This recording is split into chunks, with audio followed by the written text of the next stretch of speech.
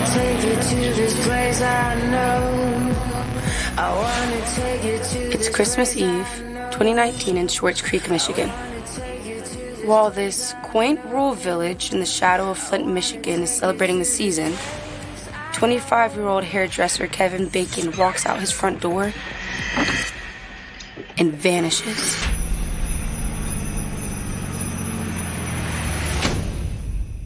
His roommate Michelle is the first to realize that something is up.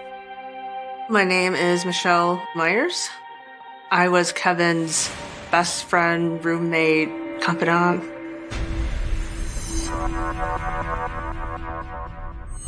When I woke up in the morning, I got a call and a text from his sister who had asked where Kevin was. Since it was Christmas morning, he was supposed to have breakfast with his family.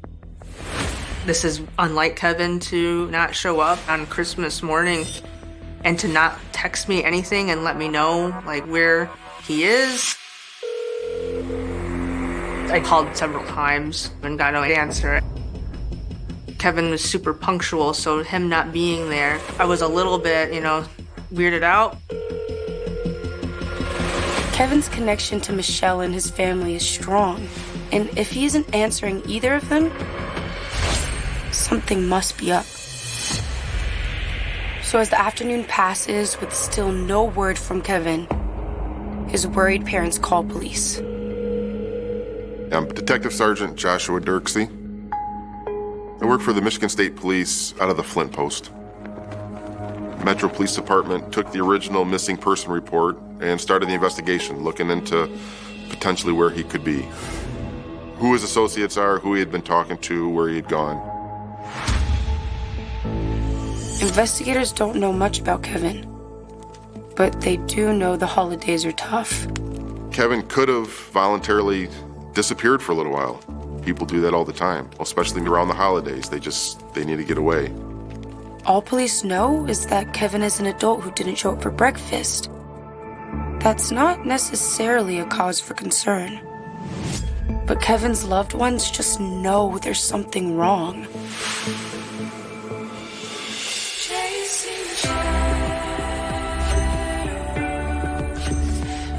I've known Kevin since he moved to Swartz Creek in 4th grade. We knew each other, were friends, and kind of hit it off more as we got into middle school, and then by the time we graduated, we were like best friends. He was just like, I'm gonna say weird, but like the good kind of weird. Like I'm weird and he's weird, so we just clicked in our weirdness together. He was an all-around just bright light that, everybody really needed. Kevin was one of my best friends. Kevin was tall, bald, and always had nails and makeup on. He cared about the way he looked, and I think that he liked making other people feel that same way. He was big on tattoos, and he had some beautiful artwork. Beauty killer across his chest, because that was Jeffree Star's cosmetic line. He had a couple of Taylor Swift ones, a couple of Lady Gaga ones also. And I'm like, I'm so jealous. I haven't gotten a tattoo in like 2 years. I don't have the money anymore. He's like, I don't either, but it makes me feel good. He had a really big personality. He was a lot of fun, big heart too. Anything you needed help with, he was there. Kevin may have been smiling on the outside, but inside, he often struggled with his sexuality and his search for connections with others. In high school, even if I think he knew deep down that I'm gay, I don't think he felt like he could even admit it to himself. And maybe I tried to make him feel comfortable about that. Finding acceptance with your friends is one thing. Finding someone to share the rest of your life with is something else. And he often discussed the struggle with his good friend Lorraine. Kevin was looking for love. He wanted to be in a relationship. Kevin wanted to be someone's person. He would put all of his feelings out there, but they were never returned from the other side. If that lasting connection is out of reach, At least there are plenty of guys eager for a hookup on the dating apps. He got friend zoned a lot. So then he would go look for a quick fix on one of the sites. The last time Michelle saw Kevin, he was getting ready for a hot date with a new guy. A lot of people do date online, and by the time Kevin moved in with me, he was pretty comfortable meeting men on the dating apps. Kevin would meet them, they'd hook up, maybe they'd chat, maybe sometimes befriend each other, or they'd maybe hook up multiple times, and then that was it. All Michelle knows is that Kevin was going to meet someone on Christmas Eve. She has no idea who that is. Kevin told me he was going to meet with a guy in Swartz Creek. He just said, hey, I'm going to meet with this guy and I'll be back later. This is where Kevin was last seen. We had a Nest doorbell that captured footage of him leaving our house. He went straight to his car, and that was it.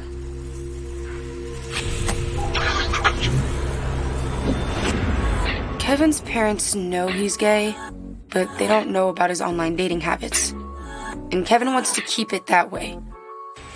But it's now been nearly 20 hours since Michelle last heard from him, and she feels she has no choice. It put me in a very tight spot because I don't know how to say that he was meeting up with a stranger online and hooking up with them, because at this point, like his family didn't know any of that stuff at all.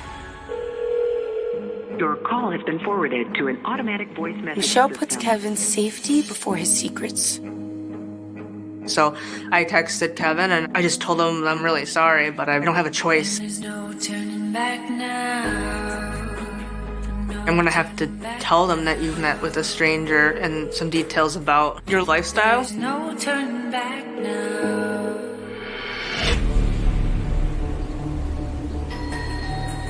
Kevin's father, Carl, rushes over to Michelle's to find out what she knows. I told Kevin's dad he was meeting with somebody on a dating app for a hookup. He didn't really know about Kevin being more sexually active. It was kind of like an awkward conversation, I guess. Michelle tells police about Kevin's mystery hookup too. And they get to work figuring out who he is. But at the moment, they're more focused on Kevin's past and his history of self-harm. We knew that he had struggled with some depression and had suicidal ideations. You know, a lot of times holidays can bring that on. Kevin struggles with depression are something his friends are all too aware of. I remember in early high school, I would look at Kevin and I'd see marks on his arms from cutting. We would ask Kevin if he'd been seeing a therapist or if that was a possibility. And it was difficult because this money was tight financially for him and his family.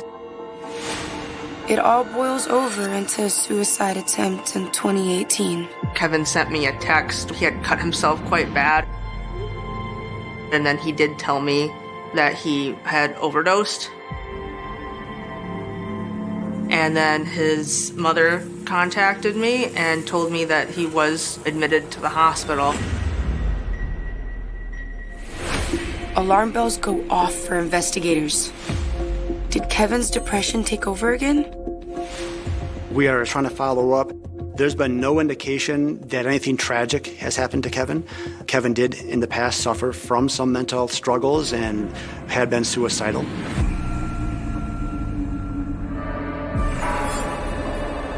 While detectives are working through all potential leads, they get an unexpected call from Kevin's parents.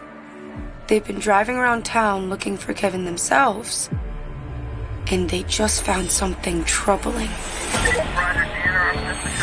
Kevin Bacon's vehicle was found by his parents in a strip mall on Miller Road, approximately a mile and a half from his residence. What the investigators discover inside the car turns this holiday into a horror.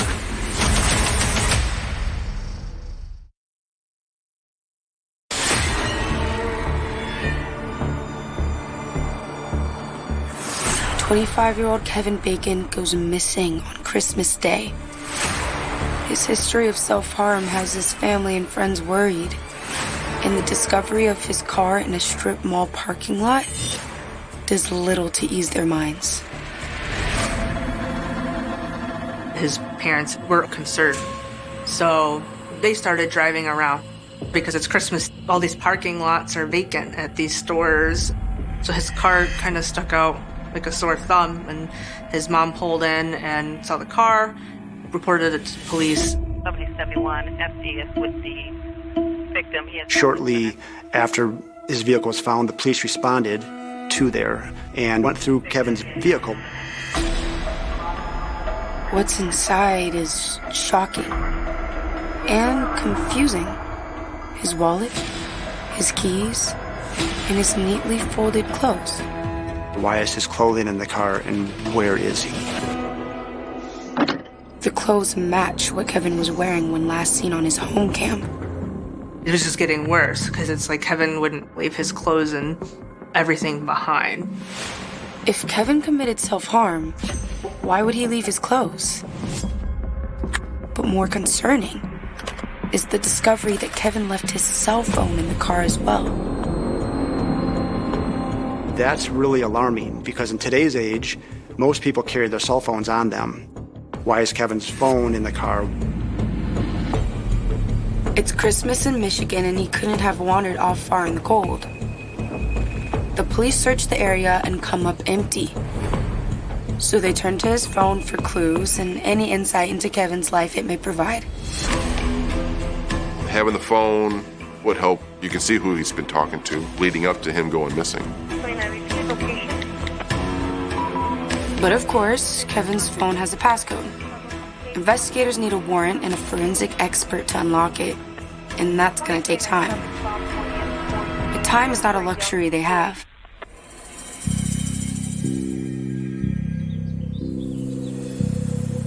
So investigators turn to Kevin's friends for help. Kevin's car was found here, and then the detectives called us down here. Until we found the car, I was kind of feeling like there was still a chance that maybe he was just somewhere. But actually seeing the car and Kevin's clothes and everything in there, things started to feel that something had gone wrong. I remember the detective approached me with Kevin's phone. And then I said that I think I know the code. I'm pretty certain I can unlock it. They handed me the phone over. I put in passcode. And it worked. First try. Once the passcode was correctly accessed and his phone was unlocked, the phone was transferred to the computer crimes unit of the Michigan State Police. While investigators pick apart Kevin's phone for clues, Michelle conducts her own investigation with Kevin's dad. They go through his computer, hoping they can find the identity of his Christmas hookup. Christmas night, we were up pretty much all night, just trying to log in on everything. I had like some of his emails and passwords. Kevin's dad also had some passwords to try, like just to see if we could get in on his laptop, potentially get on iMessage and try to see anything from there. We got into pretty much every dating app that Kevin had. The messages are either nothing or very little, or it had nothing to do with the meetup. We could not find anything. It was hard because, my thought was that wherever he is, he's in a bad situation. Michelle isn't waiting for the police to figure out where Kevin is or who he's with. She starts compiling her own list of men Kevin has dated. Kevin met with a lot of married men that did not want their families knowing about what they were doing. And she remembers one with whom Kevin seemed to have a special connection. Kevin had been meeting with a guy named Chad. He had met with him multiple times, and it got to become a more emotional relationship. Kevin's dream was, to find a partner, find a man that he can marry. I think Kevin wanted for them to be like official or something at some point. They had a great time, and I guess Kevin had asked like what they were, and he was like, "Oh, I just look at you like a friend." Kevin was crushed. But now, Michelle can't help but wonder if somehow Chad was back in Kevin's life. It might have something to do with whatever happened to Kevin. Michelle shares the name with investigators. We were able to get a name of a person. Now we could start investigating who that person is. It's now almost 2 days since Kevin went missing. And as investigators consider the different men in Kevin's life, his phone gives them their first lead on the identity of his mysterious Christmas hookup. Kevin had taken screenshots of a chat log of a dating app that Kevin had used, and what was found was that Kevin was communicating with a male, and the messages between them appeared to show that Kevin and this unidentified male were going to meet up on Christmas Eve. The screenshots confirm that Kevin was going on a date. Not with Chad, but with someone new and anonymous. And they revealed that even Kevin was concerned that this meetup might go horribly wrong. Kevin asked the male, "You're going to keep me safe, correct?" Now, the race is on to find out who this mystery person is before his family's worst nightmare comes true.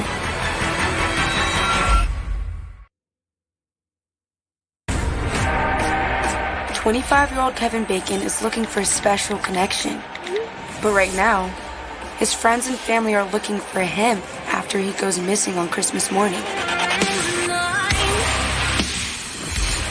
But investigators just got access to his phone, and screenshots Kevin took hint that he was concerned for his safety. Kevin's text messages were pretty specific, pretty detailed. They were talking about role play that was going to happen between him and this individual from the dating app that he was talking with. They were talking about taking clothes off, having nothing with him, none of his belongings, leaving it in his car, locking it up, and then getting in the vehicle with this other individual.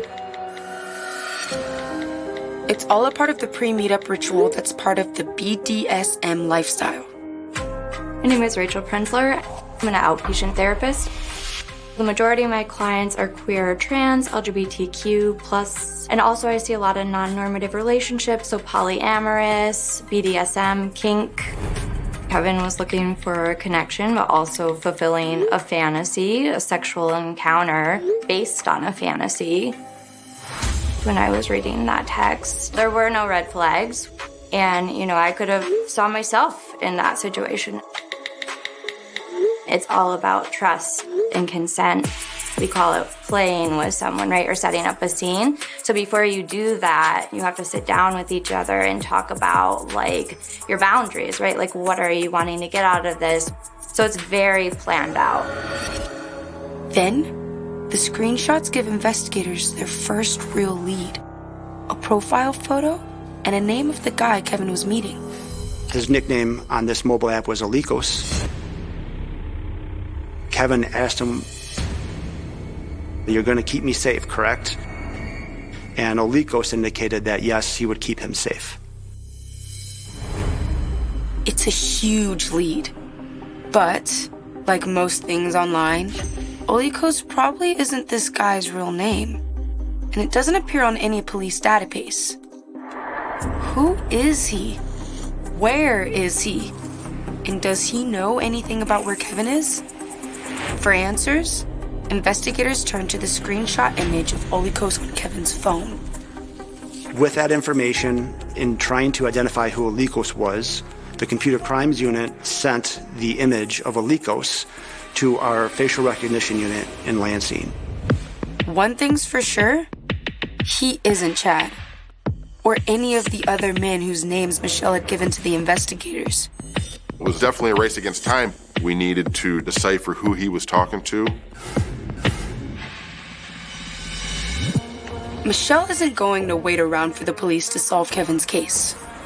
I put together a search party with his family. We had several news stations, and the post had gotten, I guess, viral in a sense. Time is of essence. If Kevin's alive somewhere and he's obviously in an unsafe situation, we need to work fast. So this is the park where we kind of all met and gathered. We had about 80 to 100 people coming out just to kind of break apart into as many groups as possible and cover as much ground as possible. Here.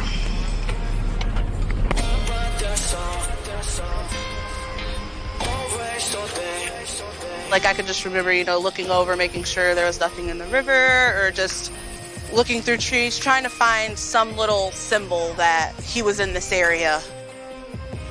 But we never came up with anything.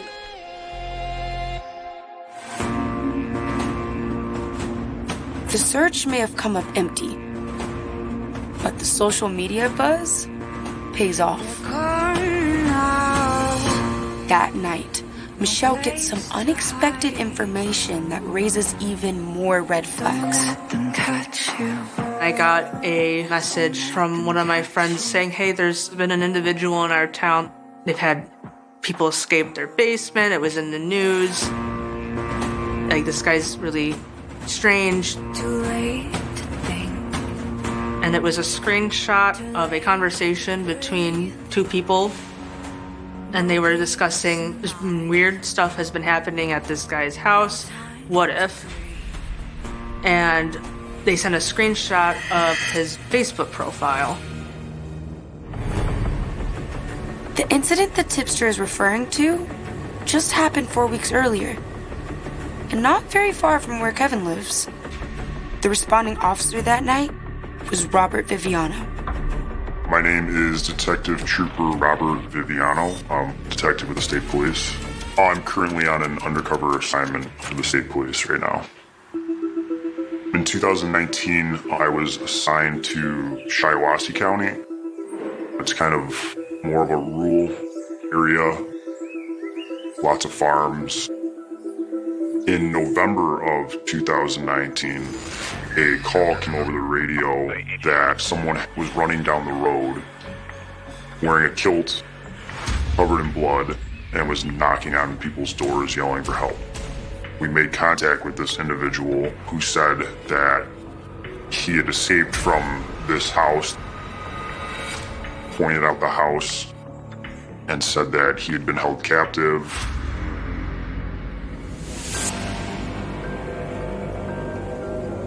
We made contact with this individual at this house, who turned out to be a gentleman by the name of Mark Latunsky.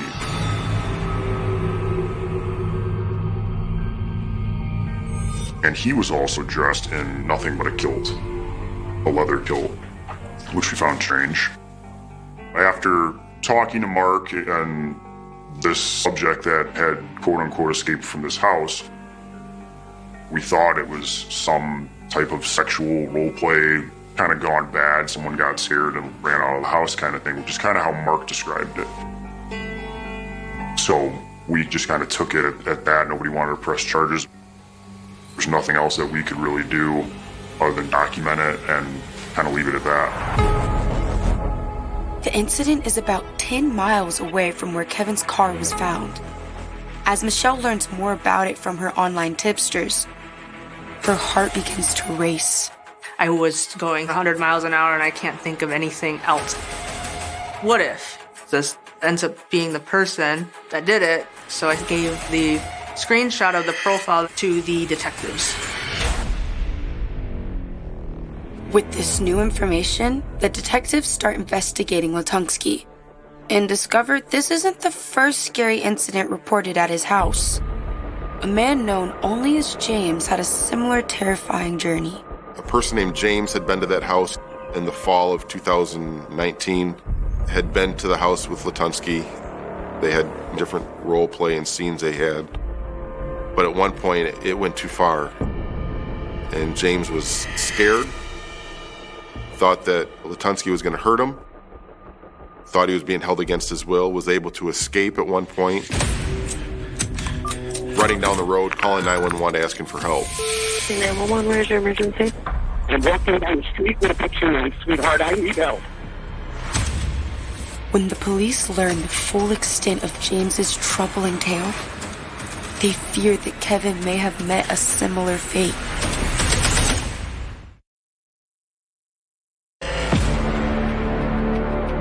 It's been 3 days since Kevin left his house on Christmas Eve. He was looking for love, or at least something like it, and hasn't been seen since. But thanks to screenshots Kevin took of a conversation that he saved on his phone, investigators know who he was meeting up with on Christmas Eve. Now, police wonder if this man, known only as Olikos, might be a sexual predator who has been stalking other victims, including a man named James just 4 weeks earlier. Okay, I'm gonna get you help. I never ever had anything like this happen. I don't know whether he drugged me. I don't know. I woke up in the fucking basement. Okay? Chinese in the basement with a leather thing on my ankle, and I cut it with the butcher knife that I have in my fucking hand. Excuse my French. Okay, do you have anything on you right now? When Michigan State Police catch up to James, he's shaken, but unharmed. James was very adamant that he didn't want to pursue criminal charges if there was anything criminal that had happened. James was embarrassed, said, I came here on my own, free will, I wanted to be here. I just want to leave, I just want to get out of here. So he did. As investigators race to learn all they can about Mark Latunsky's past, the results from the facial recognition lab come in. The Michigan State Police Facial Recognition Unit, they were able to obtain the probe image, as it's called, of Olikos. And they take that probe image and they put it into the facial recognition software. And the software gave an investigative lead, which doesn't mean it's 100% this person, but in this case, the lead was Mark David Latunsky.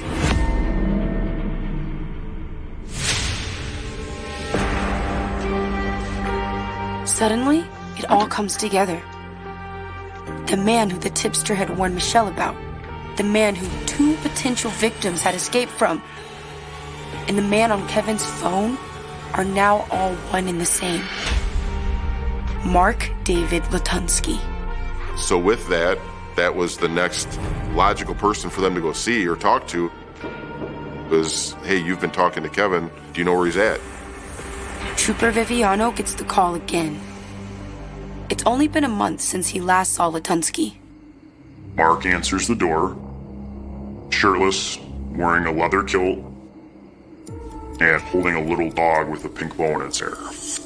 It reminded me of the movie Silence of the Lambs, where that particular serial killer, Buffalo Bill, had a little dog with a bow in its hair. And it was kind of surreal. It was odd. And he goes, oh, hey, Trooper, how you doing? And I kind of explained to him, like, hey, we're looking for someone who went missing. His name's Kevin Bacon. Do you know him? And he just kind of went, no, never heard of him. Hey, do you mind if we come in and search the house, check the house real quick, just to make sure everything's good and no one's here? And he just paused and waved me in and said, sure, come on in.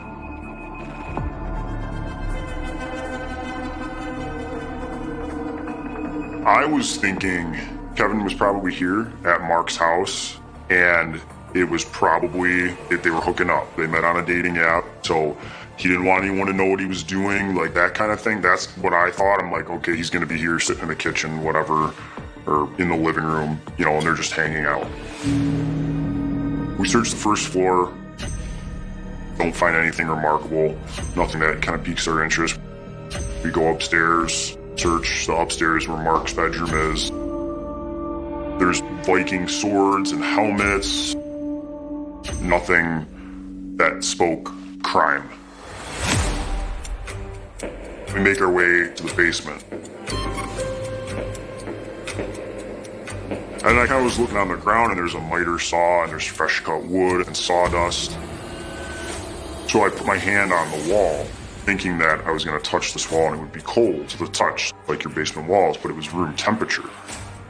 So I thought that was very odd. So I push on it and it gives a little bit. And I push on it again and it popped open. and it was kind of like a secret door, and it swung open. I peered into the opening, and I exclaimed, "Oh my God." It was just a crazy horror movie that I was in the middle of.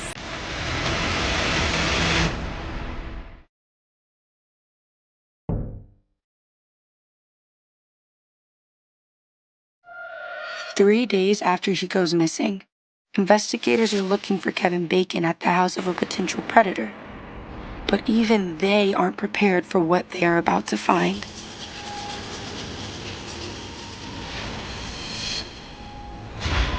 At first, I didn't think it was real. That's not real. It's like a dummy or something. It's fake, you know. And then my sensibility got the best of me, and I was like, oh no, that's real.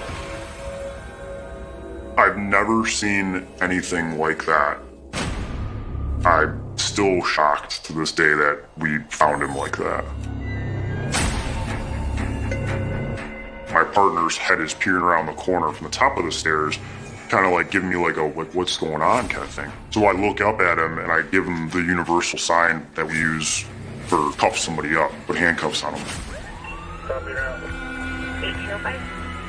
I go up to my sergeant.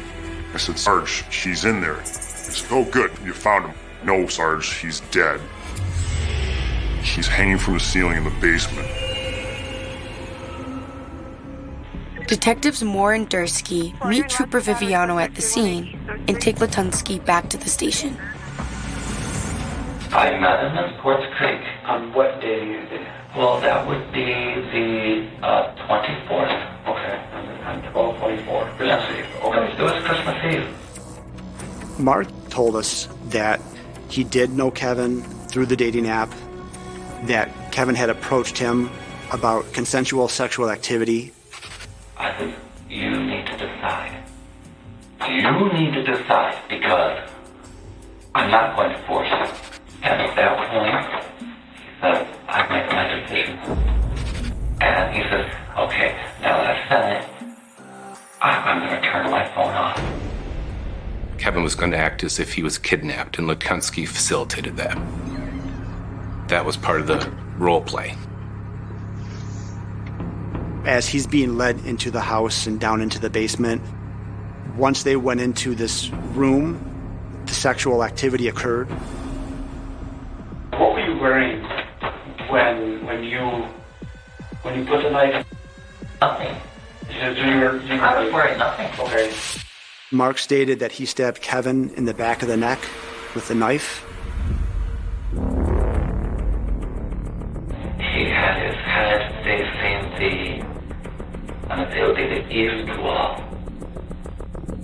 And so when I went in, you when you obviously have on the picture, there's the spray that went to the left.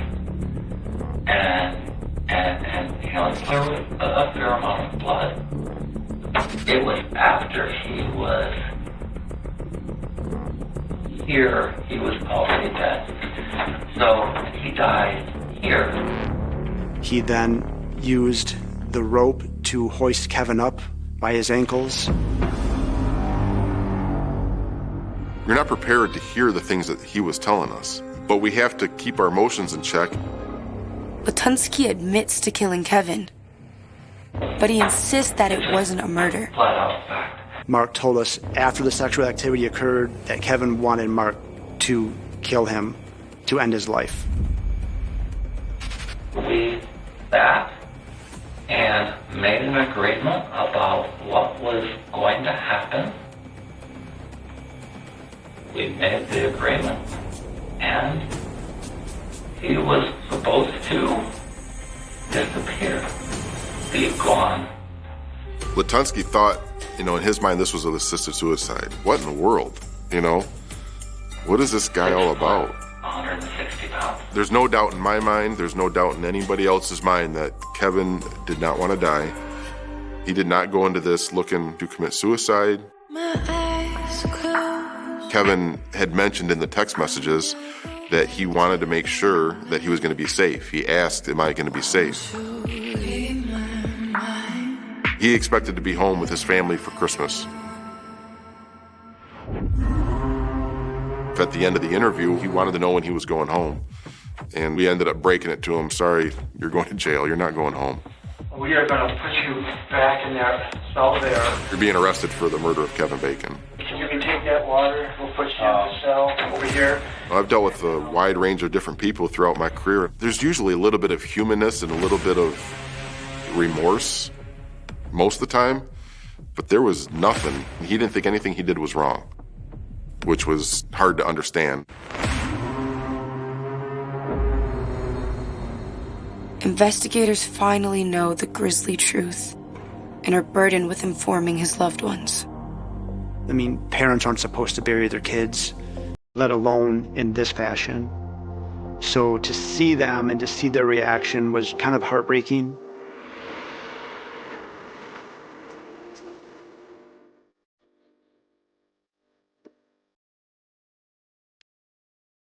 My phone immediately started blowing up. Ding, ding, ding, ding, ding, ding, everywhere. And I just knew. Even before I opened my phone, I just knew.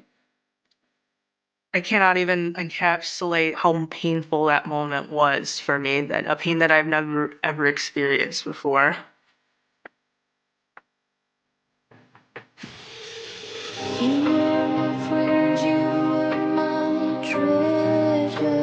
The social media world now turns from searching for Kevin to mourning him. And when Kevin's personal idol hears about the tragedy, he reaches out to help. I'm so devastated for the Bacon family. I don't know. Here is Sweet Kevin, and I want you guys to be able to link to his GoFundMe. So if you guys want to swipe up, Kevin, I love you. He had a really beautiful, beautiful service. And honestly, a lot of that thanks to Jeffree Star and all of the followers, because they donated the $20K. I bet it's so nice up in heaven since you arrived. It was just so good to see, so many people out to just make sure he was done right. 'Cause here on earth, everything's different.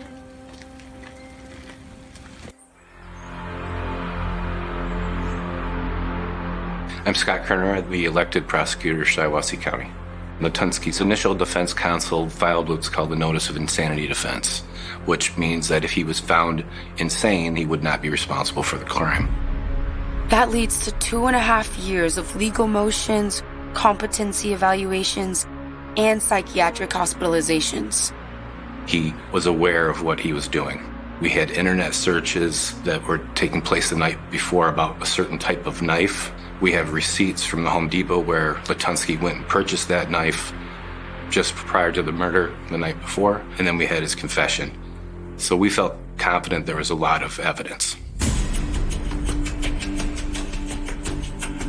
As to premeditated murder, Mr. Lutunsky, it is the sentence of this court that you serve out the remainder of your life in the Michigan Department of Corrections without the possibility of parole.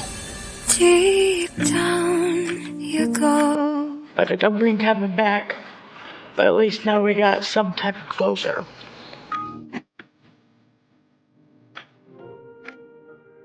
Kevin is murdered in someone's basement by a person that he trusted. He was missing this aspect that he wanted of a long-term connection. And I think he didn't know what could happen. While Lutunsky's conviction is a small comfort to Kevin's family, law enforcement believes that the screenshots he took led them to a budding serial killer. To them, Kevin is a hero. Kevin probably saved a lot of lives.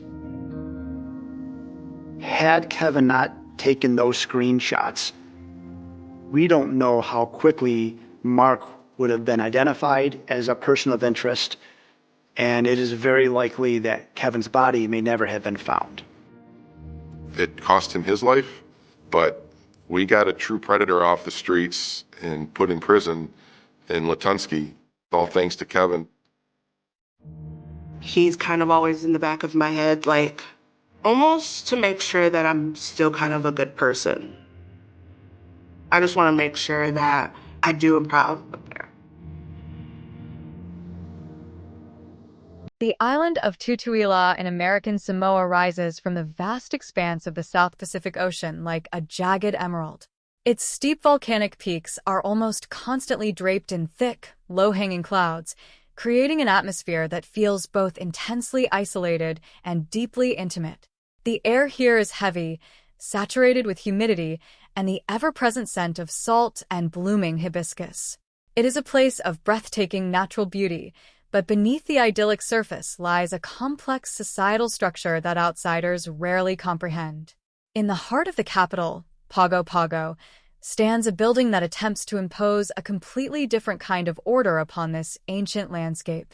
The High Court of American Samoa is an imposing structure built to resemble the halls of justice found thousands of miles away on the United States mainland.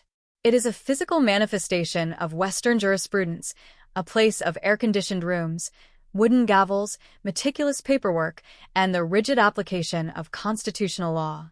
To the untrained eye, this building represents the ultimate authority on the island, the final arbiter of right and wrong, guilt and innocence.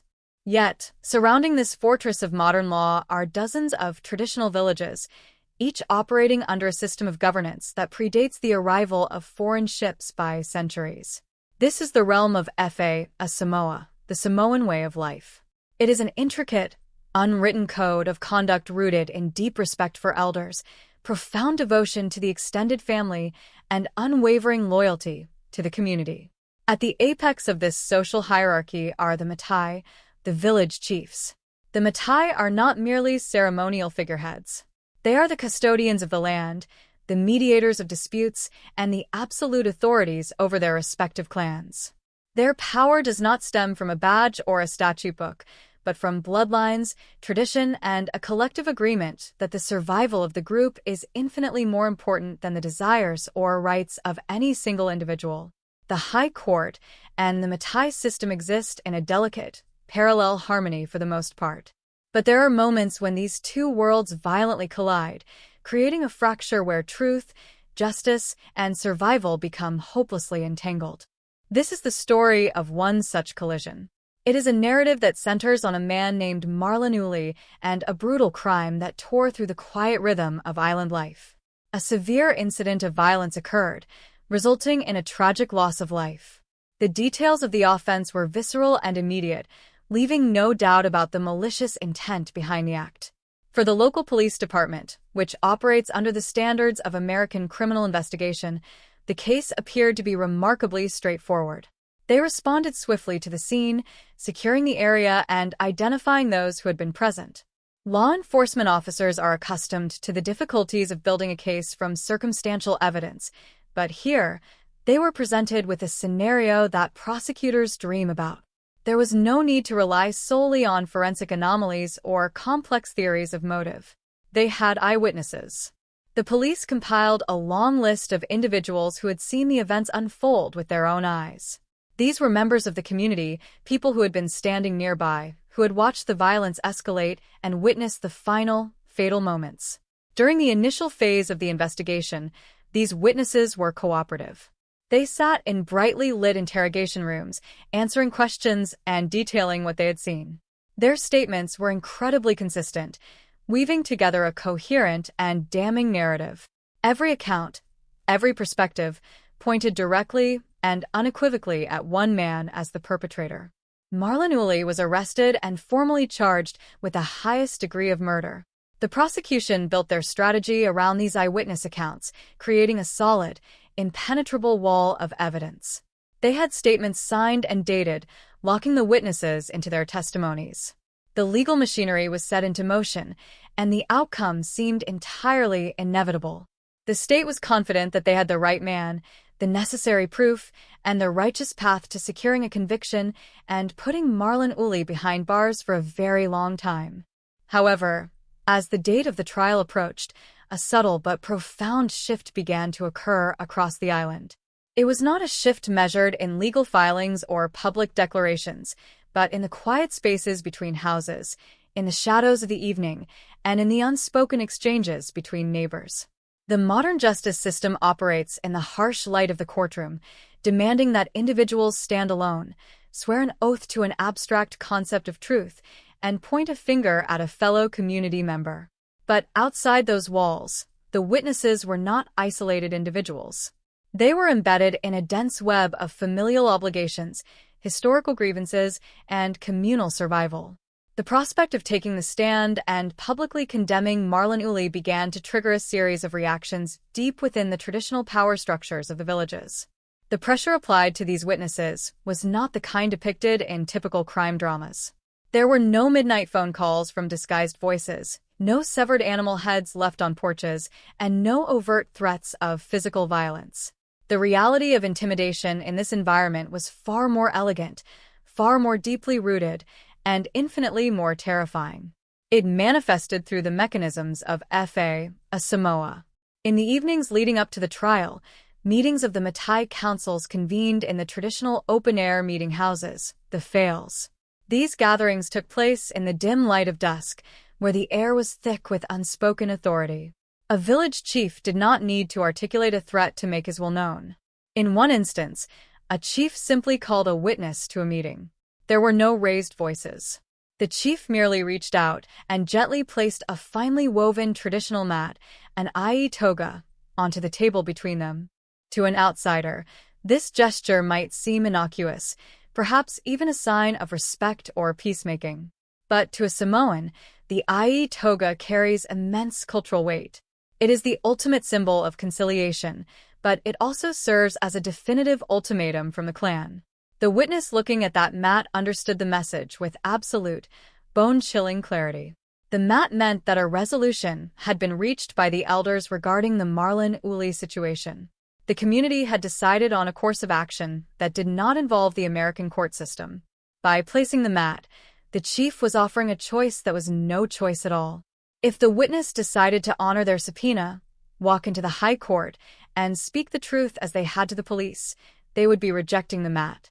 Rejecting the mat meant rejecting the authority of the Matai, which in turn meant immediate and irreversible banishment. Their entire family would be expelled from the village, stripped of their land, their support network, and their identity. In a society where who you belong to is infinitely more important than who you are as an individual, banishment is a fate considered worse than death. It is the ultimate social annihilation. Beyond the formal pressure of the chiefs, a pervasive, suffocating atmosphere of silent intimidation settled over the witnesses. This was the threat of the community itself closing ranks.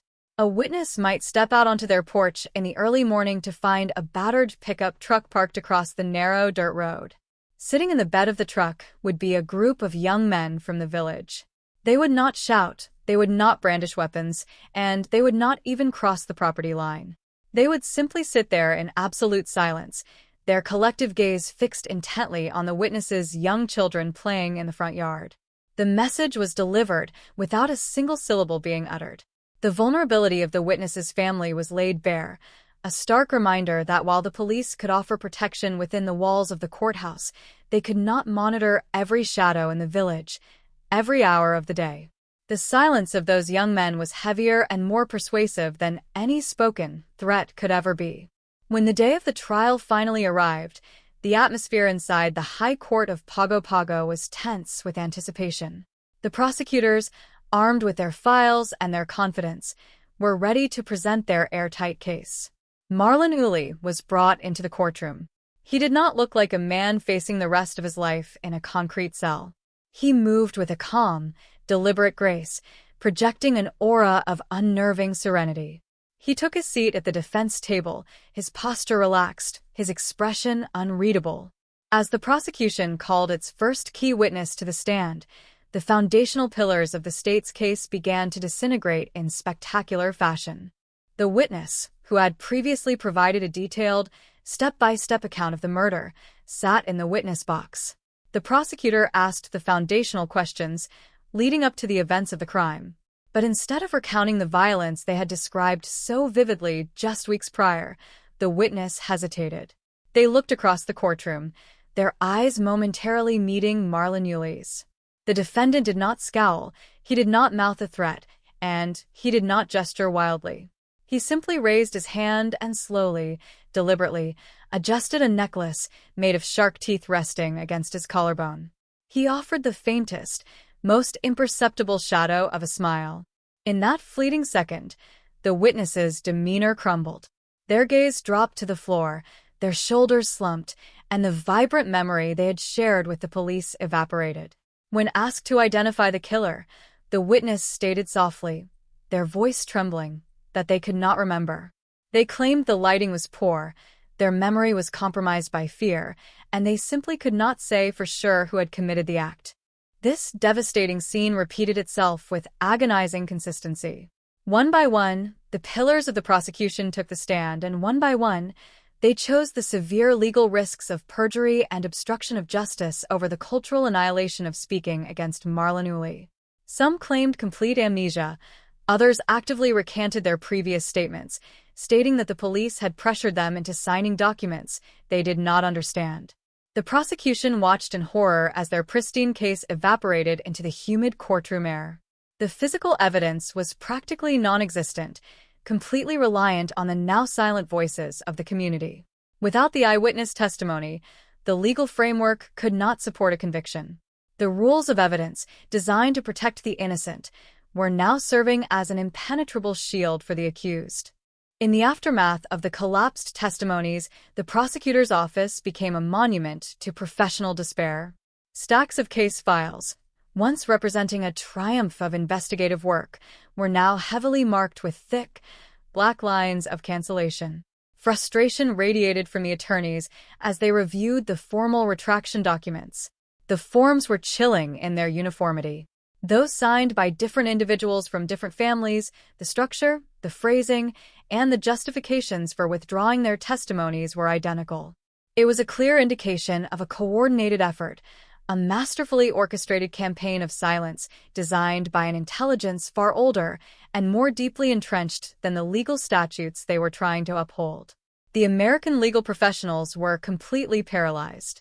Amidst this atmosphere of defeat, an exchange occurred that perfectly encapsulated the insurmountable divide between the two worlds.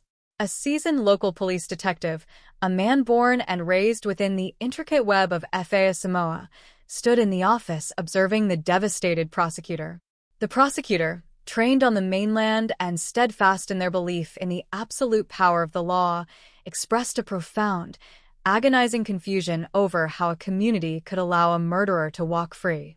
The local detective offered a perspective that was as chilling as it was irrefutable. He explained the fundamental reality of their jurisdiction. He noted that the imposing courthouse, the judges, and the American laws were indeed powerful entities, but their authority had distinct boundaries.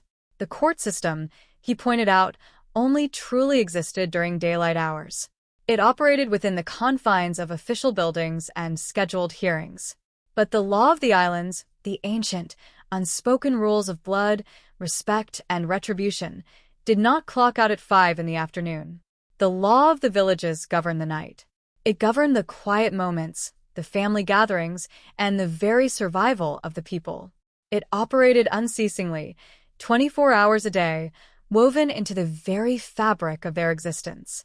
And in the confrontation between the law of the day and the law of the night, the darkness had proven to be infinitely more powerful.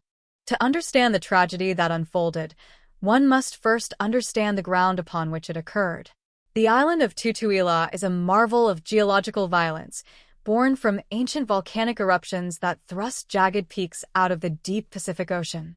The harbor of Pago Pago itself is a collapsed volcanic crater, creating one of the deepest and most perfectly sheltered natural ports in the entire world. The mountains rise almost vertically from the water's edge, their slopes suffocated under a thick, impenetrable blanket of vibrant green rainforest. The air is permanently saturated with moisture, pressing down on the inhabitants with a heavy, tropical lethargy. This profound geographic isolation has acted as an immense, protective fortress for centuries, filtering the outside world and allowing an ancient way of life to preserve its core identity against the relentless tides of global modernization. The landscape is not merely a backdrop, it is an active participant in the lives of the people, shaping their worldview, their resilience, and their inescapable reliance upon one another. In a place as interconnected as American Samoa, there is no such thing as an anonymous victim. When a life is violently taken in the sprawling metropolitan cities of the mainland United States, the victim is often a stranger to those who live just a few blocks away. Their tragedy is a brief headline, a momentary shock that quickly fades into the background noise of urban existence. But in the villages surrounding Pago Pago, the victim was deeply embedded in the intricate, overlapping networks of daily island life. They were a son, a brother, a cousin, a neighbor, and a familiar face at the local church on Sunday mornings. They shopped at the small village stores, attended the massive, multi-generational family gatherings, and walked the same narrow coastal roads as the people who would later become inextricably linked to their murder. To understand the profound weight of this case, we must recognize that the violent loss of this individual did not just leave an empty seat at a dinner table. It violently tore a vital thread from the deeply woven fabric of the entire community. The foundational unit of this community is the Aga, the Samoan word for the extended family. To comprehend the pressures that would eventually paralyze the American judicial process, one must first grasp the absolute supremacy of the Aga. In Western societies, the ultimate goal of human development is often seen as individual independence, the breaking away from the family to forge a singular, autonomous path. In the Samoan way, the Fa a Samoa, such extreme individualism is not merely discouraged, it is almost incomprehensible. A person's identity, their social standing, their economic security, and their very purpose are entirely derived from their belonging to their extended family. The Aga provides a profound sense of absolute security and belonging, a safety net that ensures no one ever goes hungry or faces hardship alone. However, this immense support comes with an equally immense obligation. The needs, the reputation, and the survival of the collective family unit always, without exception, supersede the desires, the moral compass, or the legal obligations of the individual. The custodians of this intricate system are the Matai, the village chiefs who hold the traditional titles passed down through generations. The Matai are the patriarchs and matriarchs of their respective Aga, bearing a responsibility that is incredibly heavy and profoundly respected. They are not merely figureheads or ceremonial leaders. They possess immense, tangible power over the daily lives of their family members. The Matai control the communal lands upon which the families live and farm, dictating who has the right to build a house, harvest crops, or establish a business. They are the chief negotiators in times of conflict, the spiritual guides in times of sorrow, and the absolute authorities in matters of family discipline and village politics. The respect demanded by a Matai is absolute and unquestioned. When a Matai speaks, they speak with the accumulated weight of their ancestors, and their decisions are binding upon every single member of their extended family, regardless of whether those members agree with the decree or not. This deeply entrenched, collectivist worldview creates a fundamental philosophical clash with the fundamental tenets of the American justice system. The High Court in Pago Pago operates on the principle of individual accountability. The law assumes that a crime is an act committed by a single autonomous entity against the abstract concept of the state, and that the pursuit of truth requires individuals to step forward, isolated from their social ties, to bear witness. The courtroom demands that a person place their civic duty to an abstract legal code above all other loyalties. But for a person raised within the Fa Samoa, this demand is not just difficult, it is culturally traumatic. Asking a Samoan witness to testify against someone from another powerful family in a Western court is not merely asking them to recount a memory. It is demanding that they unilaterally insert their entire Aga into a potentially devastating conflict with another Aga, risking retaliation, social ostracization, and the catastrophic loss of communal harmony. When the brutal act of violence ended the victim's life, it did not merely trigger a police investigation, it ignited a massive, invisible shockwave that traveled instantaneously through the intricate web of inter-family relationships.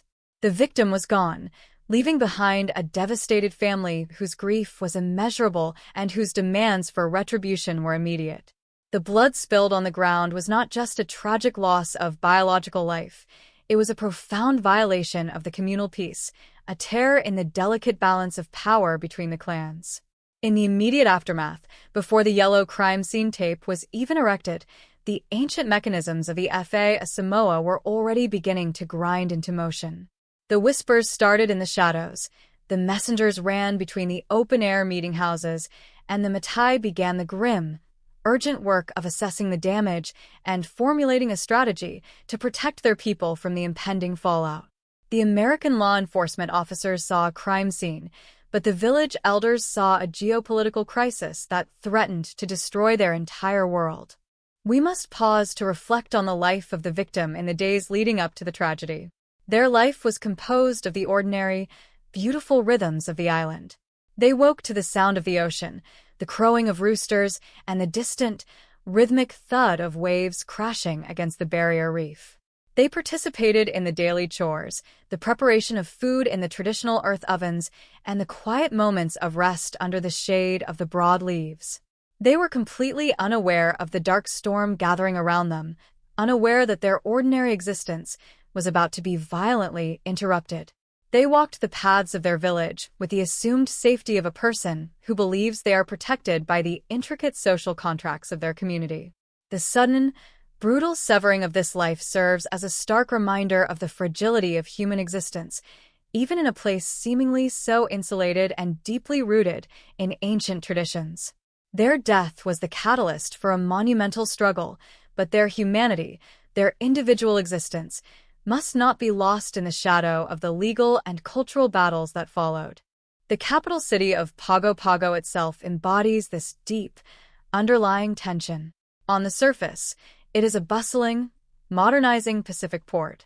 Container ships unload goods from across the globe, late-model pickup trucks navigate the winding coastal roads, and teenagers wearing American brand-name clothing gather outside modern establishments. The High Court building stands prominently, a concrete symbol of the federal authority that claims jurisdiction over these islands. But this modernity is merely a thin, superficial layer resting uneasily atop a profoundly traditional foundation. Step just a few yards away from the main commercial road, and the atmosphere changes drastically. The modern buildings give way to the traditional architecture. The noise of traffic is replaced by the sounds of the village, the murmuring of elders in council, the singing of church choirs practicing in the evening heat. It is a dual reality, a parallel existence where two entirely different codes of conduct are constantly vying for supremacy in the hearts and minds of the people. The death of the victim was the precise moment these two realities were forced into a catastrophic collision. The physical body of the deceased became the absolute center of a terrifying tug-of-war. On one side stood the American criminal justice system, armed with forensic science, legal statutes, and a rigid, unwavering demand for retributive justice through a formal, adversarial trial. On the other side stood the Fa Samoa, armed with centuries of tradition, the absolute authority of Matai, and an overwhelming, desperate need to restore communal harmony and prevent a cycle of endless, bloody vendettas between families. The victim, in their tragic silence, became the silent battlefield upon which these two monumental forces would wage their war. The investigation would soon begin, the detectives would ask their questions, and the witnesses would initially speak, believing in the power of the daylight law. But the night was coming, and with it, the quiet, immense power of the ancient ways. The tragedy of this case is deeply rooted in the impossibility of a clean resolution. No matter what the American courts decided, the loss of the victim was permanent, an irreplaceable void in the life of their family and the village. Their portrait is one of an ordinary islander whose tragic end exposed the invisible, powerful currents that run beneath the surface of American Samoa.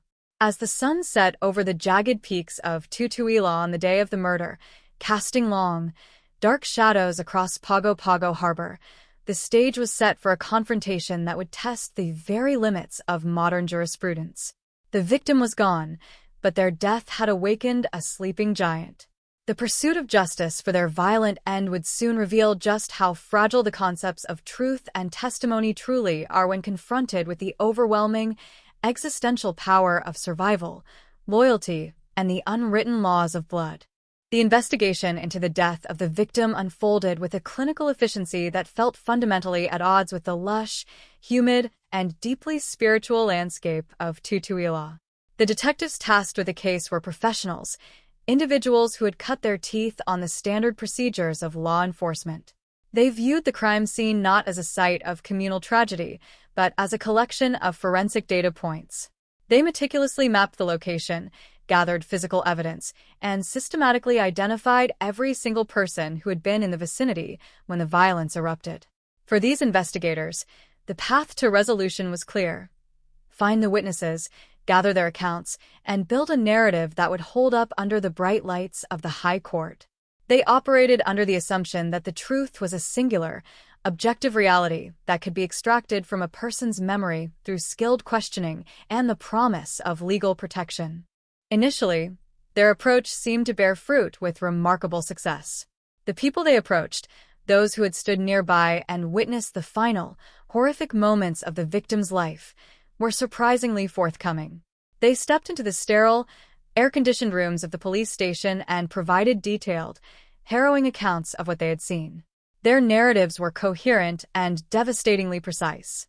They described the confrontation, the escalation of tension, and the specific actions of Marlon Uli that led to the fatal injury. They signed their names at the bottom of these statements, a symbolic act that in any other context would have been the foundation for a life-changing legal victory. The detectives felt a sense of professional satisfaction, believing they had successfully navigated the complexities of the island environment. They had secured the narrative, and they had the legal documents to prove it. But the detectives, while skilled in the technical aspects of their jobs, fundamentally underestimated the gravity of the social forces they were navigating. They saw the witnesses as independent actors, individuals who possessed the agency to tell the truth without fear. They did not fully comprehend that each witness was merely a single point in an expansive, ancient, and highly rigid social fabric. In the eyes of the police, a witness was a citizen with a civic duty. In the eyes of the village, a witness was a member of an Aga, an entity whose every action held repercussions for the entire clan. The process of gathering these statements was not occurring in a vacuum, but in a world where the power of the word is tied to the preservation of the group. Every sentence recorded by the police was a potential threat to the delicate, fragile peace that the village elders had spent years, perhaps decades, curating. As the weeks passed and the trial date loomed on the horizon, the pressure began to manifest in the very air of the villages. It was a pressure that existed in the silences rather than the sounds. When a witness walked through their village, they were no longer met with the usual casual nods and friendly greetings. Instead, they were greeted by a heavy, deliberate atmosphere of observation. Elders who had once offered warm smiles now looked through them with an intensity that felt like a judgment. Neighbors who had been close friends began to distance themselves, creating an invisible, protective buffer around the families of the witnesses. It was as if the entire community had collectively decided that the events of that fatal day were to be managed internally, and that the involvement of the foreign court system was an affront to their sovereignty and their way of life. The psychological toll on the witnesses was profound. They lived in a state of suspended animation, caught between their past, binding promises to the police and their present, immediate obligations to their families and their ancestors. Every time they looked at their own children or considered the long-term future of their family within the village, the weight of their decision became more crushing. To speak the truth in the High Court would be to define themselves as outsiders, to invite the scrutiny of the authorities, and to potentially sever the ties that gave them their identity and their security. The courtroom, with its imposing facade and its foreign legal terminology, felt increasingly distant and abstract. The reality of the village, the tangible support of their kin, and the looming authority of the Matai were far more present and far more demanding. The specific case of Marlon Uli became the focus of this invisible conflict. He was a figure of significant, albeit complex, standing within the community. The accusations against him were grave, but the communal response to these accusations was not one of moral condemnation, it was one of strategic protection. The Matai, acting in their capacity as the stewards of the village's reputation and stability, were not necessarily defending the morality of his actions, but they were adamantly defending the autonomy of their society. They viewed the intrusion of the American criminal justice system as a challenge to their right to resolve their own internal crises. By bringing the case to the High Court, the prosecution had inadvertently forced the entire village to choose between external authority and internal solidarity. This tension reached a breaking point in the quiet, shadowed fails where the elders gathered to deliberate. There was no need for grand, televised announcements or public posturing. The power of the Matai lay in their ability to influence the consensus through subtle, symbolic actions. When they placed an ai toga, a fine, traditional mat, in the presence of a witness, they were not just communicating an instruction. They were participating in a cultural ritual that defined the bounds of acceptable behavior. The mat represented the collective memory, the ancestral heritage, and the social contract of the village. For a witness to disregard that sign would be to declare themselves an enemy of the community. It was a high-stakes, deeply personal pressure that far exceeded any tactical maneuver the prosecution could employ. The detectives, for their part, were largely oblivious to the sophisticated, nonverbal communication that was happening right under their noses. They continued to prepare for the trial, focusing on their legal strategy and the consistency of their written statements. They remained confident in the strength of their case, believing that the truth, as it had been recorded, would naturally lead to a conviction. They held on to the belief that the law was a universal, objective force that would command the respect and the honesty of the witnesses once they were placed under oath. They did not understand that for the people they were dealing with, the oath they had taken to the state was being weighed against a much older, much deeper, and much more personal set of obligations. As the start of the trial finally arrived, the atmosphere in the High Court was a curious mixture of American legal formality and the heavy, silent tension of the island. The courtroom, with its polished wood and air conditioning, stood as a stark contrast to the humid, open-air world outside. The prosecution opened the trial with a powerful, confident presentation, setting the stage for what they believed would be an open and shut case. They called the first witness, a person whose statement to the police had been a cornerstone of the investigation. The witness took the stand, their demeanor visibly constrained, and began the process of responding to the questions. But even in these first moments, it was clear that something had shifted. The confidence they had exhibited in the police station had evaporated, replaced by a profound sense of anxiety and hesitation. It was during these critical moments that the true power of the village and the depth of the challenge the prosecution faced became manifest. When the witness looked toward the defense table, they were not just looking at Marlon Uli. They were looking at their entire history, their family's standing in the community, and the potential consequences of their testimony. The subtle, silent interaction that occurred, the deliberate adjustment of a shark-tooth necklace, the faint, knowing smile, was not an act of intimidation in the traditional sense. It was an act of recognition. It was a reminder to the witness of where their true loyalties resided. In that instant, the legal obligation to the court was completely eclipsed by the existential obligation to the village. The subsequent unfolding of the trial was a spectacle of systematic, orchestrated retraction. As each witness took their turn on the stand, the carefully constructed case of the prosecution began to unravel. Their voices, once so clear and detailed, now faded into uncertainty and confusion. They apologized for their previous statements, claimed they were victims of police misunderstanding, or, more simply, professed a complete and utter inability to recall the events of the day. The courtroom, meant to be a place of truth, became a space where truth was actively, and perhaps necessarily, buried. The legal team, watching their case evaporate, felt the profound frustration of individuals who believed they were doing the right thing, yet were completely powerless against an ancient, invisible force. This failure of the judicial process was not an accident. It was a consequence of a profound misunderstanding of the context in which the crime occurred. The American justice system, in its attempts to enforce its own vision of order, had failed to account for the deep, non-Western reality of the society it governed. It had treated the witnesses as individuals who could be extracted from their social ties, while in reality, those ties were the very things that gave their lives meaning and security.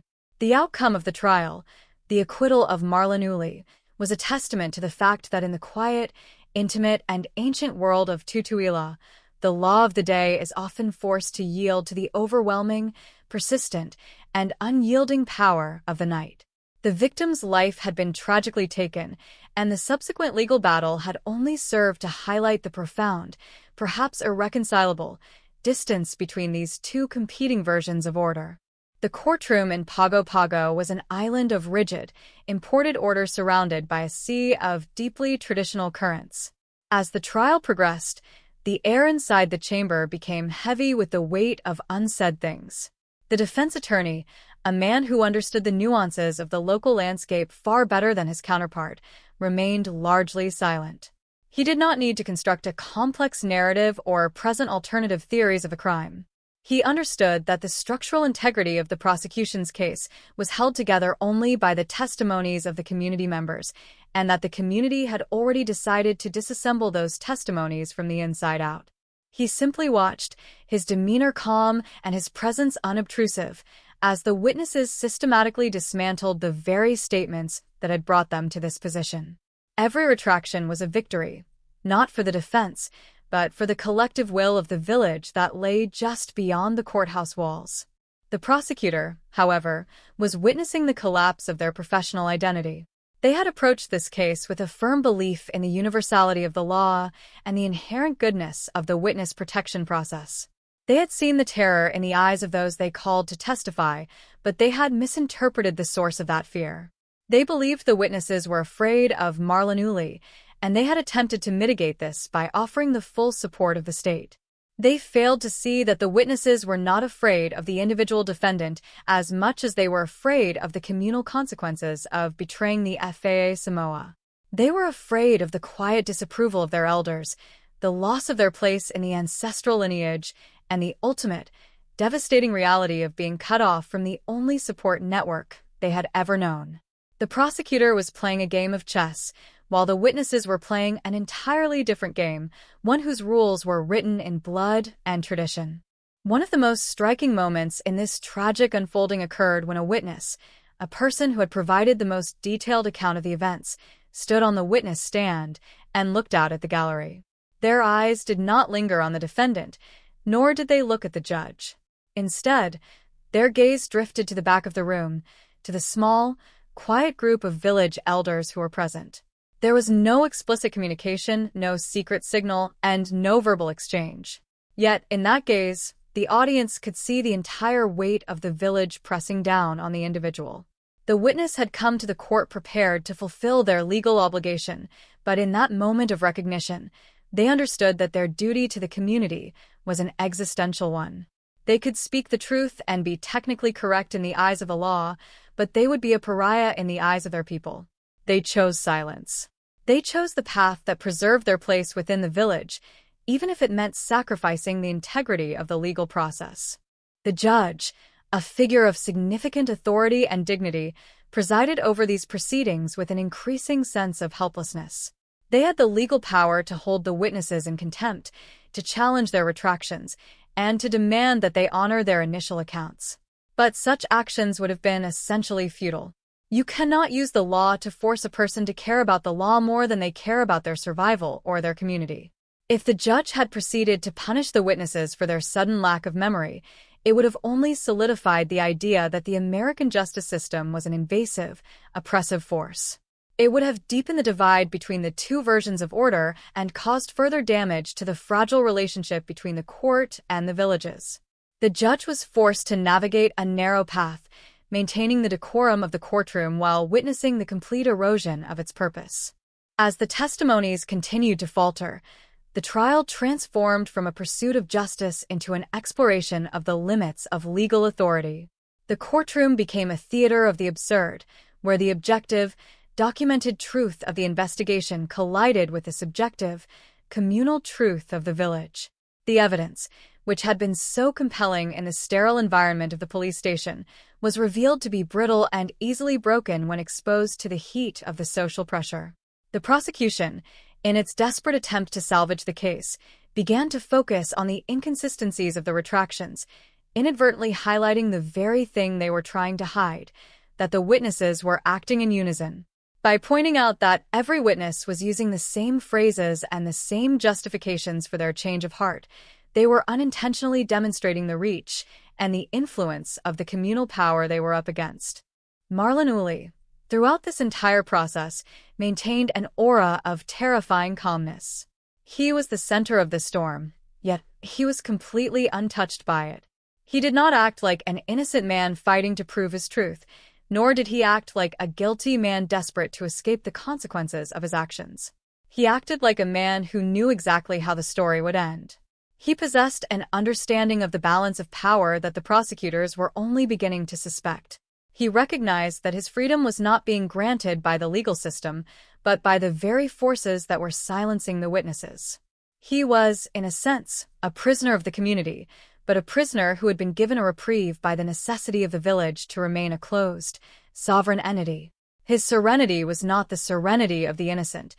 It was the serenity of the protected. Outside the courthouse, the daily life of the island continued with a deceptive sense of normalcy. People went about their business, children played in the yards, and the elders sat in the fails, continuing their deliberations and maintaining the structure of the village. The murder of the victim had been a violent disruption, but the community had moved quickly to neutralize the threat that the legal system posed to their existence. They had managed the conflict not through the messy, adversarial processes of the court, but through the quiet, efficient, and deeply traditional methods of the Matai system. The contrast between the chaotic, crumbling proceedings in the High Court and the orderly, silent, and unified actions of the villages outside was profound. It highlighted the fact that while the legal system might hold the power of law, the community held the power of life. The final days of the trial were a mere formality, an unavoidable march toward an inevitable conclusion. The prosecution, having lost its foundation, was unable to sustain the charges against Marlon Uli. The legal requirements for a conviction, which were designed to be strict and demanding in order to protect the accused, became the very instruments that secured his release. The judge, bound by the law and the absence of evidence, had no choice but to dismiss the charges. The moment the gavel came down, signaling the end of the proceedings and the acquittal of the defendant, the silence in the courtroom was absolute. It was a silence that spoke volumes about the defeat of the state, the power of the community, and the tragic, irretrievable loss of the victim.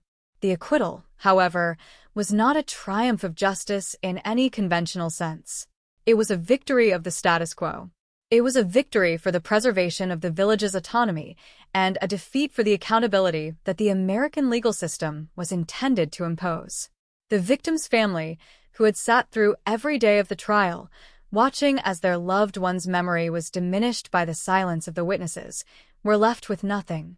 No closure, no justice, and no acknowledgement of the reality of the crime.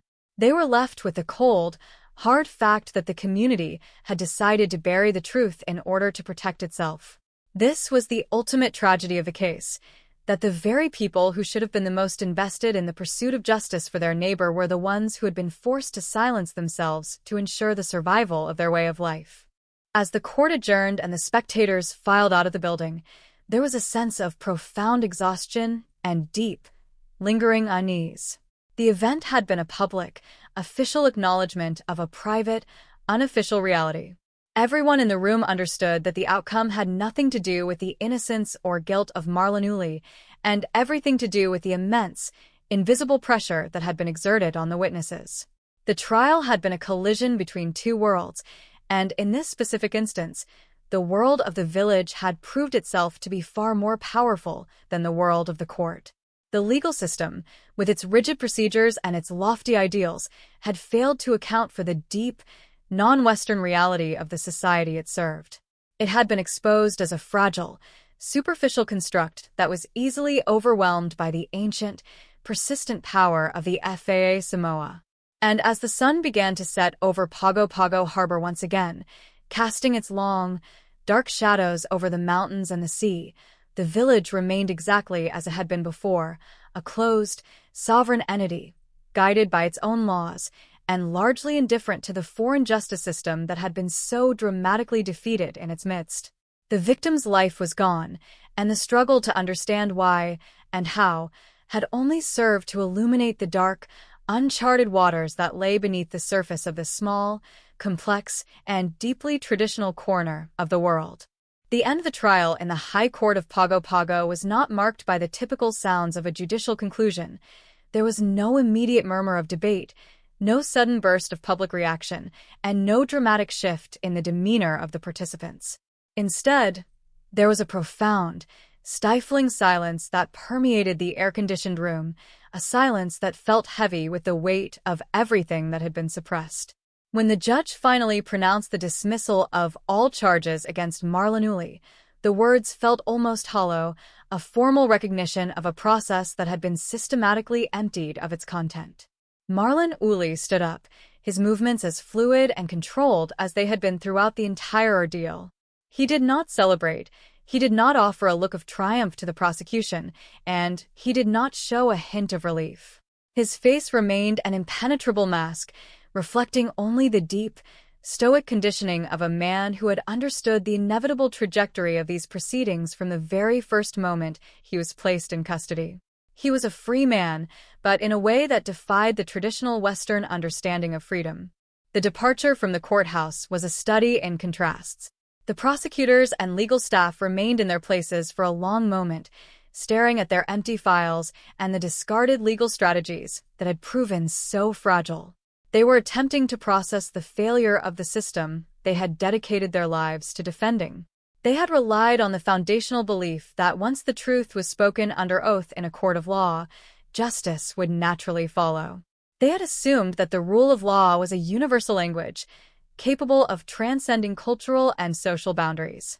But they were now forced to confront the reality that their legal framework was merely one layer of authority on the island, and, in this instance, it had been completely eclipsed by the deep, unwritten laws of the village. The defeat was not just a loss of a case, it was a fundamental challenge to the efficacy of the entire judicial structure in the Pacific. Outside, the atmosphere was starkly different. The tropical sun was blinding, and the air was thick with the humidity and the vibrant, overwhelming life of the island. Marlon Uli walked out of the sand, his figure silhouetted against the bright, expansive sky. He stepped into a world that had remained unchanged by the weeks of trial, a world that was functioning exactly as it had been before the incident, the investigation, and the legal confrontation. He did not walk toward the buses or the taxis that served the commuters of Pago Pago. He walked toward a traditional vehicle that had been waiting patiently near the edge of the courthouse plaza. Standing beside it was a figure of undeniable authority, the village elder, the Matai, who had been orchestrating the silent consensus from the shadows of the fails for weeks. The elder stood still, his presence commanding the space around him, a living representative of the ancestral order that had successfully defied the American legal system.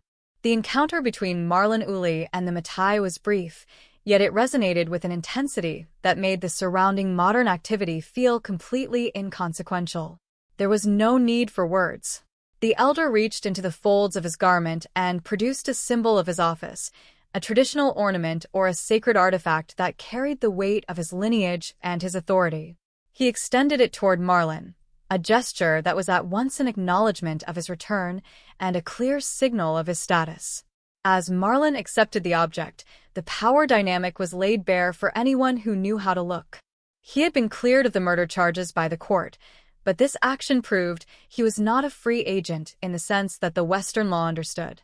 He was now, in every sense that mattered, a prisoner of the village.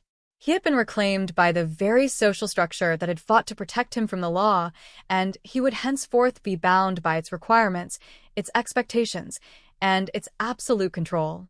This moment was the final, devastating realization of the show, don't tell, narrative of the entire affair.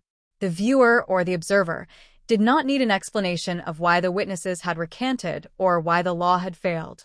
The scene of the handover between the elder and the defendant illustrated the reality more clearly than any testimony or legal document ever could. The law of the day, which resided in the High Court, had been successfully managed by the law of the night, which resided in the villages. Marlon Uli was no longer a person accused of a crime.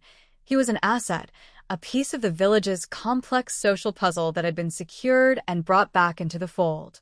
The freedom he walked out of the courtroom with was a facade, a mere legal technicality that allowed him to exist within the borders of American Samoa, but he would remain forever under the watchful, unyielding gaze of the Matai. The victim's family, standing at the edge of the scene, watched this final act with an expression of hollow resignation. They had come seeking a resolution that the law could not provide. They had seen their grief transformed into a commodity for the legal system to use, and when that system failed, they were left with the cold realization that their own community had prioritized its sovereignty over their individual tragedy. There would be no trial, no verdict, and no punishment for the person who had taken their loved one. The silence that had protected the defendant had effectively erased the memory of the victim, pushing the events of the tragedy into the realm of the unspoken, where they would be buried beneath the weight of communal tradition. This was the true, lingering trauma of the case, that in the pursuit of maintaining the peace of the collective, the life of an individual had been rendered expendable. As the vehicle carrying Marlon Uli and the Matai pulled away, the plaza slowly emptied, leaving only the memory of the courtroom's failure. The High Court of Pago Pago remained, still standing as a symbol of the rule of law, but its authority had been visibly and undeniably weakened. It had been shown that in this corner of the world, justice is not a singular, impartial outcome dictated by the state. It is a negotiated process that must constantly navigate the powerful currents of kinship, heritage, and the unwritten rules of survival. The legal professionals who had worked so hard to build their case would eventually move on to other trials, other defendants, and other opportunities to exercise the law. But the reality of what had happened here, the reality of the silent, orchestrated defeat of their entire philosophy, would linger in the back of their minds as a warning about the limits of their power. The impact of this case would ripple through the legal and social circles of American Samoa for a long time to come. It would serve as a constant reminder that the imported structures of the West exist in a precarious, tenuous relationship with the indigenous systems of the Pacific. It was a case study in the profound, often tragic differences between how a state defines justice and how a family defines survival. The legal system had attempted to strip away the context of the village to focus on the individual, but the context was the very thing that defined every aspect of the case. By ignoring the importance of the FA Samoa, the prosecution had ensured its own failure. The trial had been a masterclass in how an ancient, invisible order can effectively neutralize a modern, visible one without ever needing to step out of the shadows. In the end, the story of Marlon Uli is not a story about a murder case that went wrong, or a defense team that was cleverer than the prosecutors. It is a story about the inherent, inescapable force of the environment in which we live. It is a narrative about how human beings, when pushed to choose between their legal duty to an abstract state and their existential duty to their community, will almost always choose the latter. The trial had exposed the vulnerability of the courtroom to the immense pressure of the village, a pressure that was as constant and as relentless as the tide that pounded the shores of Tutuila every day. As the evening stars began to emerge over the peaks of the mountains, the island returned to its ancient rhythm, one that had been momentarily interrupted but never truly challenged. The legal battle was over. The file was closed, and the community had successfully integrated the incident into its complex history, ensuring that the law of the night would continue to rule, uninterrupted and unchallenged, for the foreseeable future. The silence, which had been the deciding factor in the courtroom, now settled over the island, profound and absolute, guarding the secrets of what truly happened and who held the power. The aftermath of the trial left a silence in Pago Pago that was far more resonant than any verdict could have been. It was a silence born of deep realization, not just among the legal professionals who had failed to secure a conviction, but among the people of the villages who had witnessed the quiet victory of their ancestral codes.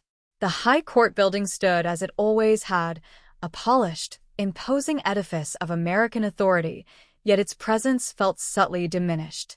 It had been tested by a force it could not calculate or contain, and it had been found wanting. The trial had forced a confrontation between two entirely different ways of understanding the world, one rooted in the cold, binary logic of statutes and courtroom procedures, the other buried deep in the soil of heritage, bloodlines, and the collective necessity of survival. As the weeks turned into months, The memory of Marlon Yuli's case began to fade from the public discourse, yet its legacy remained, etched into the foundational understanding of how life and justice truly operated on the island of Tutuila. For the prosecutors, the experience was a jarring confrontation with their own limitations. They had entered the arena with the confidence of those who believe that truth is a transparent commodity, easily retrieved through the proper channels of investigation. They had looked at the witnesses and seen citizens who were simply afraid, never fully grasping that they were looking at people whose entire existence was predicated on a social contract far more binding than the oaths they were required to take in court. The realization that their tools of inquiry were not just ineffective but fundamentally misaligned with the reality of the community was a bitter pill to swallow. They had treated the crime as a discrete, isolated event, failing to recognize that it was merely a symptom of a far larger, more intricate web of historical grievances and societal requirements. This failure of perspective ensured that they would never truly penetrate the layers of protection that the village had constructed around the accused. The victims of this failure were, as always, those who were left behind. The family of the deceased remained in the shadow of a tragedy that had been stripped of its official resolution. For them, the acquittal of Marlon Uli was not a release of tension but a permanent closure of the door to justice. They had stood by the system, trusting in the process, only to see that system collapse under the weight of an invisible hand. This realization left them in a state of profound, lingering displacement. They had to continue living in the same communities, walking the same paths, and engaging with the same people who had collectively decided to prioritize the sanctity of their village over the pursuit of accountability for the life that had been taken. This is the enduring, quiet tragedy of the case, the sacrifice of the individual on the altar of the collective, and the silent, unspoken grief that follows when the world decides that some truths are too dangerous to be brought into the light. In the villages, life returned to its traditional cadence, yet it was a cadence marked by a new, subtle awareness of the power they had exercised. The Matai had proven that the ancient ways were not just ceremonial, they were effective, capable of overriding the most structured and imposing systems of foreign law. This success reinforced the traditional social structure, making the bonds of the Aga feel even more essential and protective. The incident had served as an unintentional demonstration of the village's autonomy, a reminder that while the island might be under the jurisdiction of a distant federal authority, the true governance of the people occurred within the quiet confines of the fails and the unwritten expectations of the elders. The victory was not one of morality, but one of solidarity, and it was a victory that ensured the continued relevance of the FAA Samoa in an increasingly globalized world. The character of Marlon Uli, now a free man by the grace of the law and the shield of the village, became a symbol of this complex reality. He existed in a strange, liminal space, technically cleared of all wrongdoing, yet fundamentally owned by the community that had secured his release. He was not a hero, nor was he a villain in the eyes of those who had protected him. He was simply a part of the whole, a component of the communal machine that had been repaired and returned to its place. His life was no longer his own, if it ever had been. Every step he took in the village was now shadowed by the expectations of the Matai, the watchful eyes of the community, and the silent, heavy reality of the price that had been paid for his freedom. His liberation was not an end, but a transition into a lifelong, involuntary service to the very traditions that had saved him from the consequences of his actions. As we reflect on the entirety of the case, it becomes clear that there is no tidy lesson to be drawn, no simple moral to be extracted. The intersection of different worlds is never clean, and the attempt to impose one system of order upon another often results in a profound distortion of both. The trial was not a conflict between good and evil, but a collision between two different ways of being human, one that emphasizes the autonomy of the individual and the necessity of objective truth, and another that emphasizes the survival of the collective and the necessity of communal harmony. Both systems have their own logic, their own risks, and their own inherent injustices. When they meet, the resulting friction often destroys the very things it seeks to protect, leaving only the wreckage of failed expectations and the long, deep shadows of things left unsaid. The landscape of Tutuila continues to hold its secrets. The The jagged mountains, the thick, humid rainforests, and the deep harbor of Pago Pago have seen generations of conflict, change, and adaptation. They remain indifferent to the struggles of the inhabitants, standing as ancient, silent witnesses to the fleeting nature of human laws and the persistent power of tradition. The murder of the victim remains a dark, foundational event in the memory of the community, a reminder of the fragility of peace and the potential for violence that exists in any society. The legal case itself will eventually be forgotten, reduced to a collection of dusty files in an archive, but the reality it uncovered, the immense, invisible currents that run beneath the surface of the island, will continue to shape the lives of everyone who calls this place home. The story of this trial is a sobering testament to the fact that justice is not merely a matter of evidence, procedure, or legal argument. It is a social product, deeply tied to the context in which it is practiced and the values of the people who participate in it. When those values are ignored or misunderstood, the legal system becomes an empty vessel, unable to fulfill its primary purpose. The failure in Pago Pago was not the fault of the individual investigators or the attorneys. It was the failure of a system that tried to operate in a vacuum, ignoring the profound, centuries-old reality of the FAA Samoa. It serves as a reminder that to truly understand a society, one must look beyond its institutions and into the quiet, complex, and deeply human relationships that bind it together. In the end, the silence that fell over the court is the most enduring image of the entire experience. It was a silence of defeat, a silence of recognition, and a silence of complicity. It was the silence of a system that realized it had been outmaneuvered by an ancient, persistent intelligence. It was the silence of a community that realized it had traded its integrity for the safety of its status quo. And it was the silence of the victim's family, who had learned the hardest lesson of all, that sometimes the world is not designed for justice, but for survival.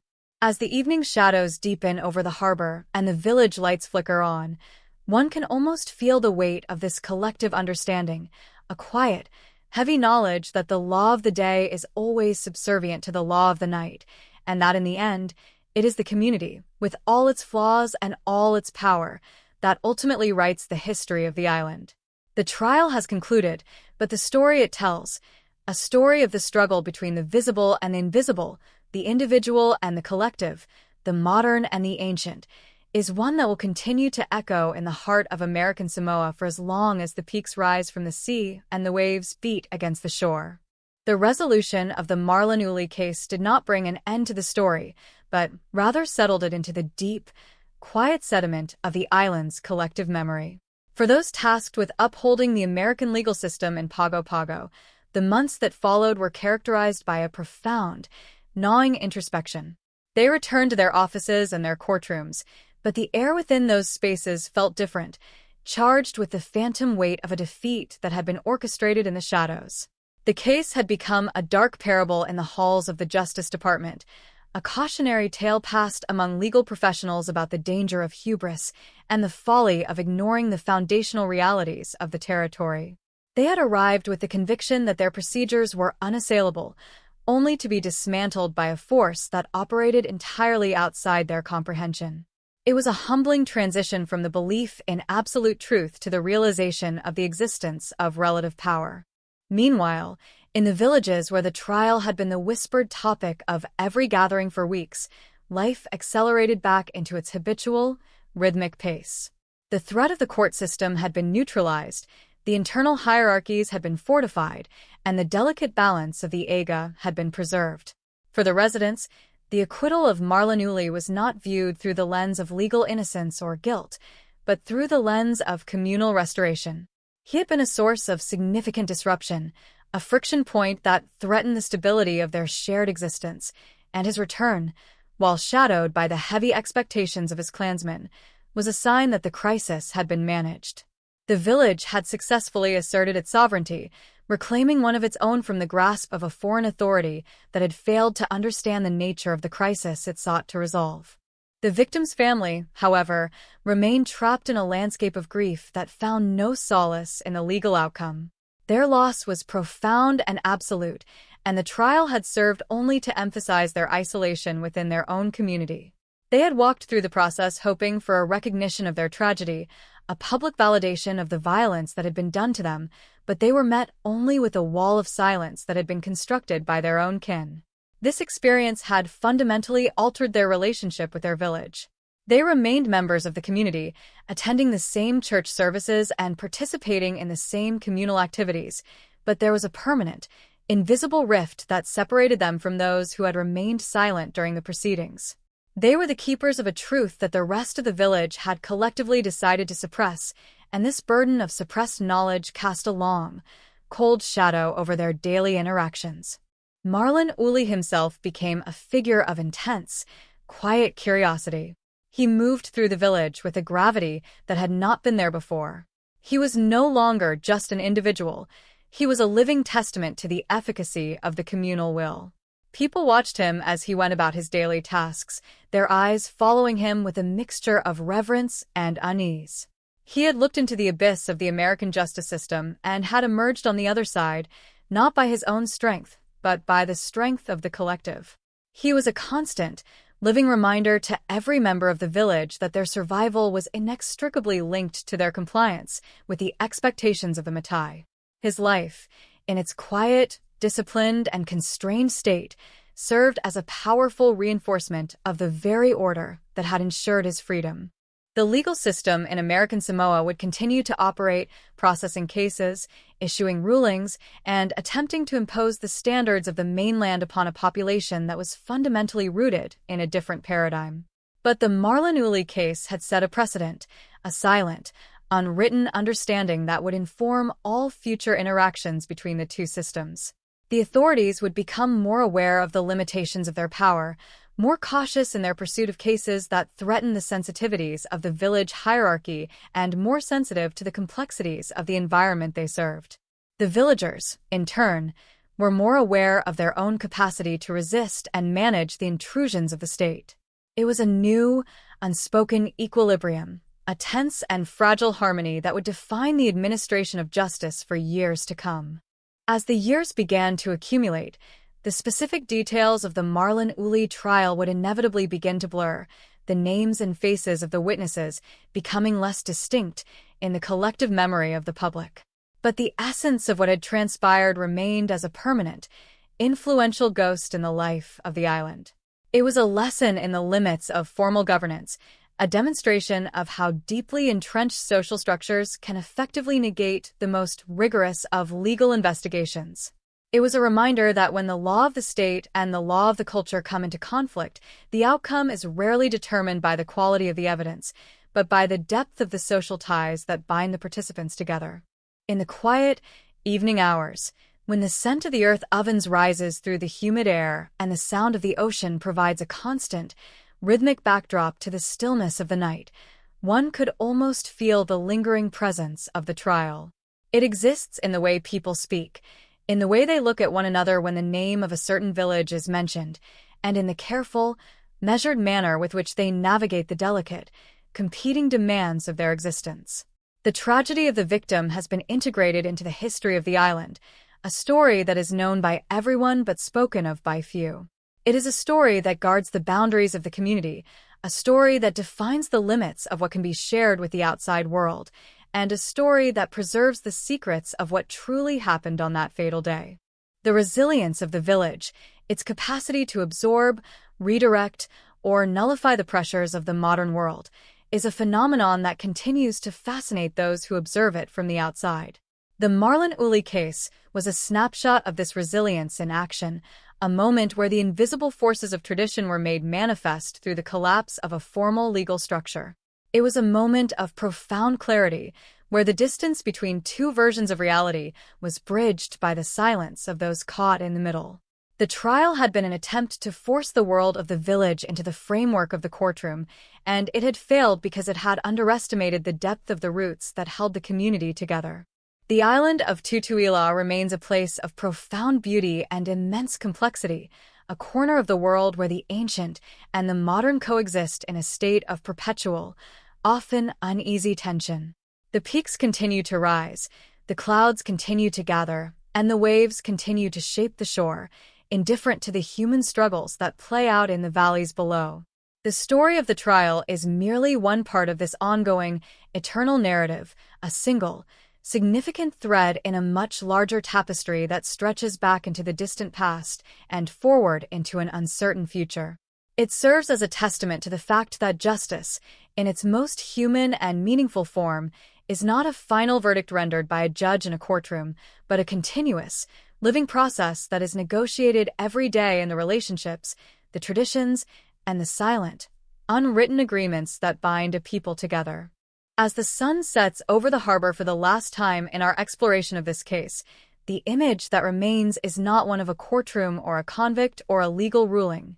It is the image of the village as it gathers in the evening light, the collective strength of the families, the quiet, authoritative presence of the Matai, and the persistent, unyielding power of the way of life that they have fought so hard to preserve. It is a powerful, enduring image of human connection, a reminder that at the core of all our conflicts and all our laws, the most fundamental human need is the need to belong, the need to be a part of something larger than oneself, and the need to protect that connection against the pressures of an indifferent, often alien, world. The trial of Marlon Uli was a struggle for justice, but more importantly, it was a struggle for the soul of the community, and in that struggle, the community had chosen the path of survival, ensuring that its laws, its history, and its future would remain its own, shielded from the light of the day and guarded by the silence of the night.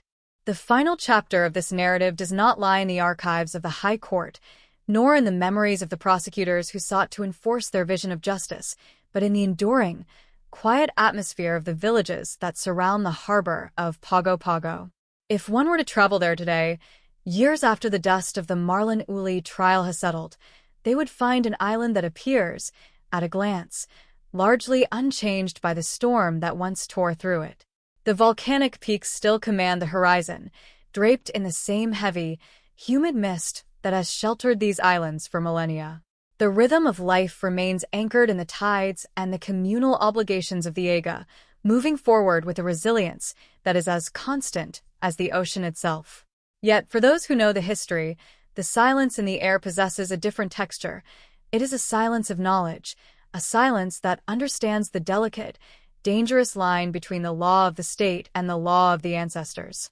The legacy of the Marlon Uli case is not one of legal precedent, for no lasting shift in the statutes occurred, and the mechanics of the court remained fundamentally as they were.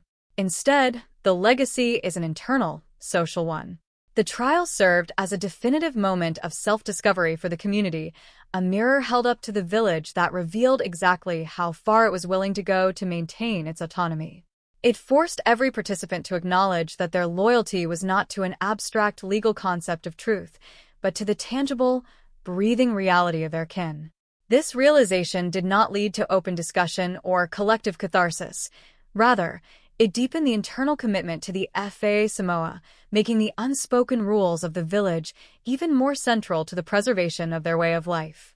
The silence that had once been a survival mechanism in the courtroom became a permanent feature of the island's social landscape, a protective barrier against the perceived impositions of the outside world. There is a profound, lingering melancholy in the story of the victim, whose life was extinguished in a burst of senseless violence and whose death became the catalyst for a battle that ultimately left them behind. The failure of the system to provide an official resolution means that the tragedy remains an open wound, kept from healing by the collective decision to prioritize communal stability over the individual need for closure. In the years since the trial, the family of the deceased has had to construct their own private understanding of justice, a process that is far removed from the cold formality of a courtroom verdict. They have learned to navigate a reality where the perpetrator walks the same roads and participates in the same communal rites as they do, an existence that requires a level of stoicism and endurance that few could truly comprehend. Their experience is the quiet, hidden cost of the village's victory, a testament to the fact that when the collective is placed above the individual, some voices are inevitably destined to go unheard. Marlon Uli, meanwhile, has become a living relic of this history. His presence in the village is not one of social prominence or celebrated freedom, but one of silent, perpetual obligation. He is a person who occupies space in the collective memory as a reminder of the fragility of the social order and the immense lengths to which the community will go to preserve it. He remains a man whose path is dictated by the unseen hands of the Matai, a figure who serves the needs of the village in ways that are never explicitly defined but always understood. His life is the quietest form of service, a life that has been reclaimed, repurposed, and subordinated to the ancestral structure. He is a constant fixture of the island's landscape, a man who has experienced the absolute limit of the law and found that the law is no match for the gravity of blood and heritage. The legal system in Pago Pago continues to function, its judges and lawyers operating with a newfound awareness of the environment they inhabit. They have learned that the courtroom is not a neutral space, but a stage upon which the competing forces of tradition and modernity are in constant negotiation. They are now more likely to approach cases involving village disputes with a nuanced, cautious perspective, recognizing that the surface-level facts are rarely the complete story. The Marlon Uli case serves as a silent advisor to those who work in the halls of justice, reminding them that their power is limited by the social fabric of the people they serve. It has not stopped them from doing their jobs, but it has changed the way they understand their mission, leading to a more complex and perhaps more pragmatic approach to the administration of law in the territory. Perhaps the most important lesson of this entire endeavor is the realization that the law is never a static, immutable entity, but a living, breathing component of the culture in which it exists. In a place like American Samoa, the law of the state is only one part of a complex, layered reality that includes the law of the village, the law of the family, and the law of history. When these systems collide, the result is rarely a clean victory for one side or the other. Instead, it is a messy, painful, and often tragic negotiation that changes both parties involved. The Marlon Uli trial was a monumental example of this negotiation, a clash that exposed the raw, fundamental tension between the pursuit of objective justice and the human drive for collective survival. It proved that the most powerful forces are often those that cannot be seen, and that the most enduring laws are the ones written in the hearts and the shared history of a people. As we conclude this exploration, we must step back and recognize the island itself as the ultimate witness. The mountains, the forest, and the sea have watched generations of humans come and go, bringing their different systems of order and their competing visions of right and wrong. The land has absorbed the echoes of every argument, every judgment, and every tragedy, and it remains, in its silent, volcanic splendor, a reminder of the fleeting nature of our human constructs. The Marlon Uli case is just one layer in the story of this island, a single, significant chapter in an ongoing epic that began long before the arrival of the foreign legal system and will continue long after the current challenges have faded into history. The island does not judge, it only holds, preserving the memory of all that has occurred in its quiet, dark, and protective shadows. The truth of what happened on that fatal day will likely remain forever buried in the collective silence of the villages. It is a secret that has been guarded by the very people who are called to share it, a secret that has become part of the island's identity. The loss of the victim, the actions of the defendant, and the collective decision to prioritize the status quo over the pursuit of accountability have all been woven into the fabric of the community, creating a narrative that is complete within itself. For those who seek a clear, moral ending, the story will always feel unfinished. But for those who understand the reality of Tutuila, the ending is exactly what it needs to be, an ending that serves the needs of the living, the stability of the village, and the continuation of the FAA Samoa. As the sun sets over Pago Pago, the harbor reflects the fading colors of the sky, and the sound of the evening prayers begins to drift from the village churches. It is a moment of profound, quiet beauty, a moment where the conflicts of the day are set aside in favor of the communal rhythms of the night. In this space, the story of Marlon Uli loses its sharp, jagged edges and becomes a part of the background, a silent reminder of the complexities of justice and the enduring power of the people. It is a story of human failure, human loyalty, and human resilience, all intertwined in a way that defies simple explanation. And as the stars emerge over the peaks, the island settles into the night, the law of the village prevailing once more, unchallenged and absolute, ensuring that the ancient order of the ancestors continues to guide the way for the generations to come, hidden from the light of the outside world, and sustained by the quiet, unyielding power of the silence. This is the ultimate, final testament to the reality of life in the South Pacific, that no matter how strong the influence of the modern world may be, the heart of the island beats to a rhythm that is as old as the earth, a rhythm that demands total commitment, total loyalty, and a silence that is as deep, as dark, and as powerful as the sea itself. The conclusion of the Marlon Uli affair did not occur with the sound of a gavel, but rather in the slow, gradual assimilation of the event into the collective consciousness of the people of American Samoa. The High Court, having been the stage for a dramatic and futile attempt at legal enforcement, slowly returned to its routine duties. The cases that followed, while important in their own right, never carried the same haunting weight as the one that had so thoroughly challenged the foundations of the Western legal presence on the island. The prosecutors, who had been shaken to their core by the systematic retraction of testimonies, eventually learned to operate with a more sophisticated understanding of the environment, tempering their expectations with a newfound respect for the invisible boundaries of the FAA Samoa. They became architects of a more pragmatic form of justice, one that acknowledged the limitations of their reach and the necessity of navigating the complex, often impenetrable currents of island life. For the village residents, the case left an indelible, if largely unspoken, mark on their social dynamics. The experience of standing together against the demands of an external system served as a powerful bonding agent, a collective affirmation of their shared identity and their commitment to the preservation of their traditional order. The Matai, having successfully navigated a potential existential crisis, found their authority reaffirmed, their positions within the community strengthened by the realization that they held the ultimate power over the daily lives and the future of their people. The delicate balance of the Aga, which had been so severely threatened by the threat of criminal prosecution, emerged from the conflict with a newfound sense of resilience. The residents continued to walk their paths, interact with their neighbors, and participate in the rituals of communal life, all while carrying the silent, common knowledge that their true jurisdiction lay not in the court, but in the fails and the history of their bloodlines.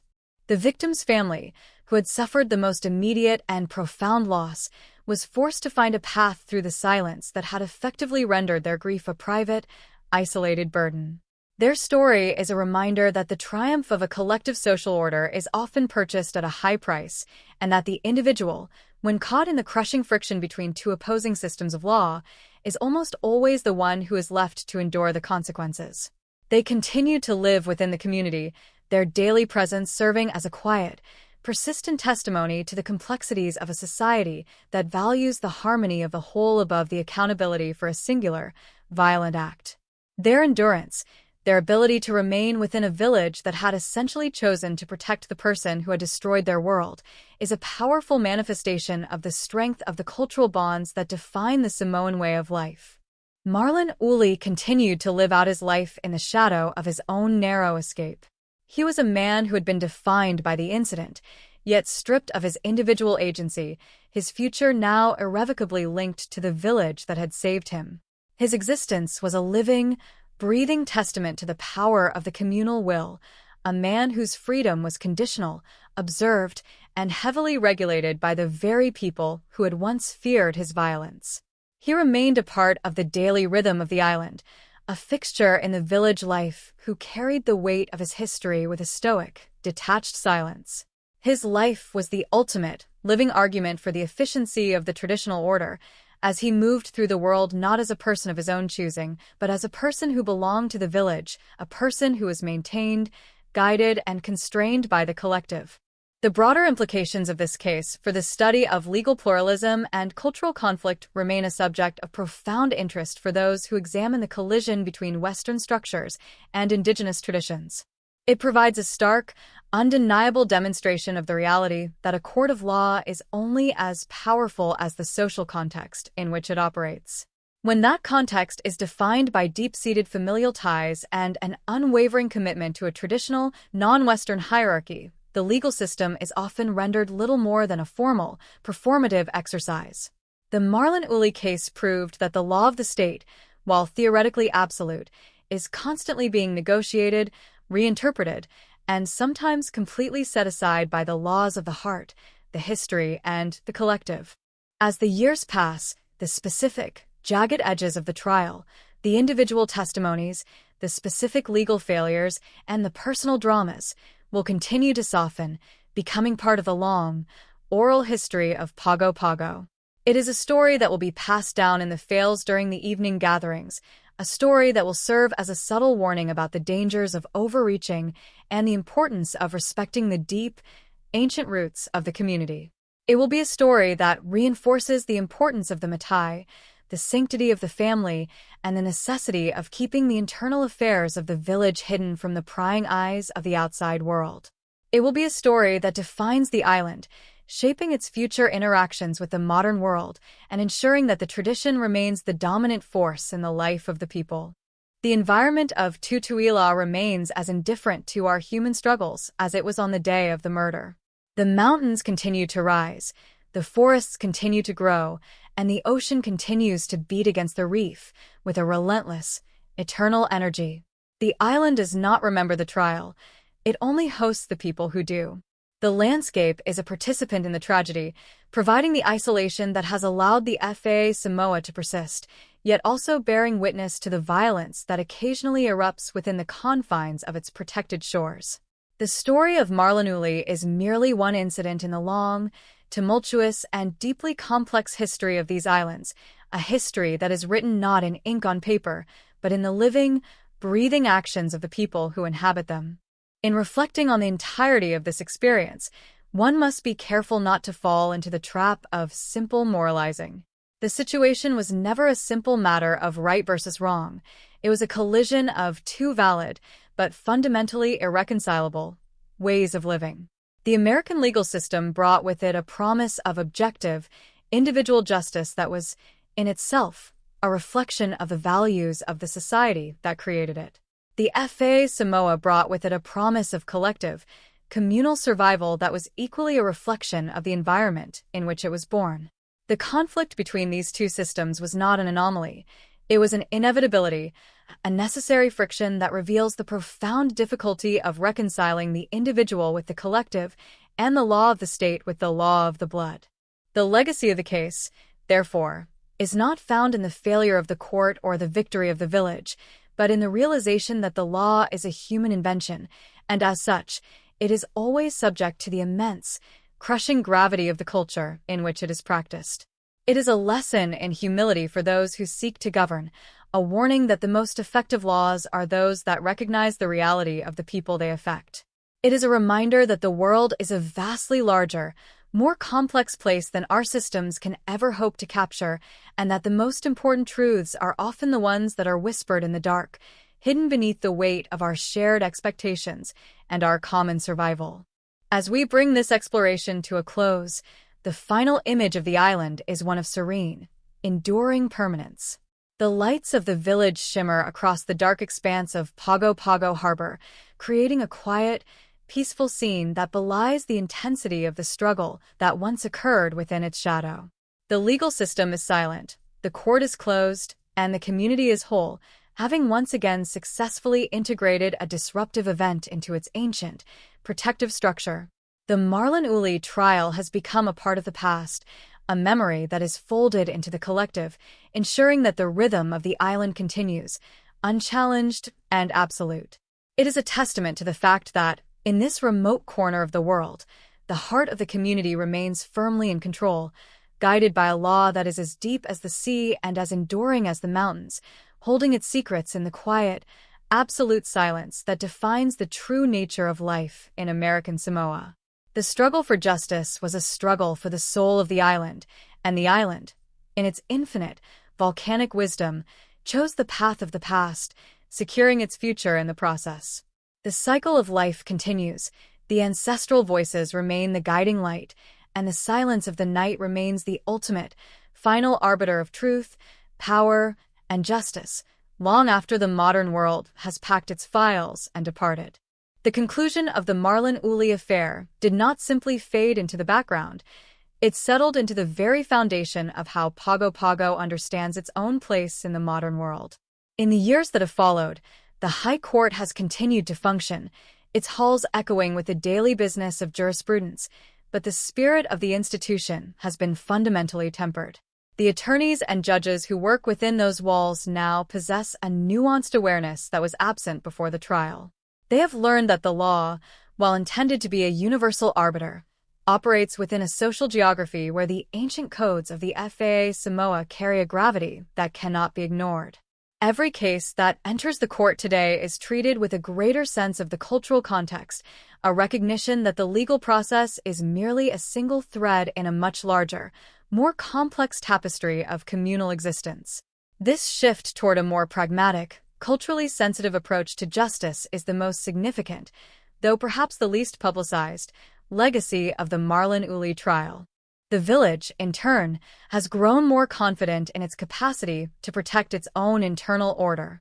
The success of the village elders in neutralizing the threat of the trial proved to be a pivotal moment for the community.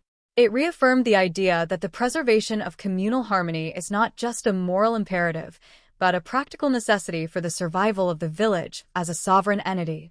The residents have become even more vigilant in maintaining the traditional structures, ensuring that disputes are addressed through the mediation of the Matai long before they ever reach the attention of the authorities. This proactive management of communal tension has created a more unified, if more insular, society.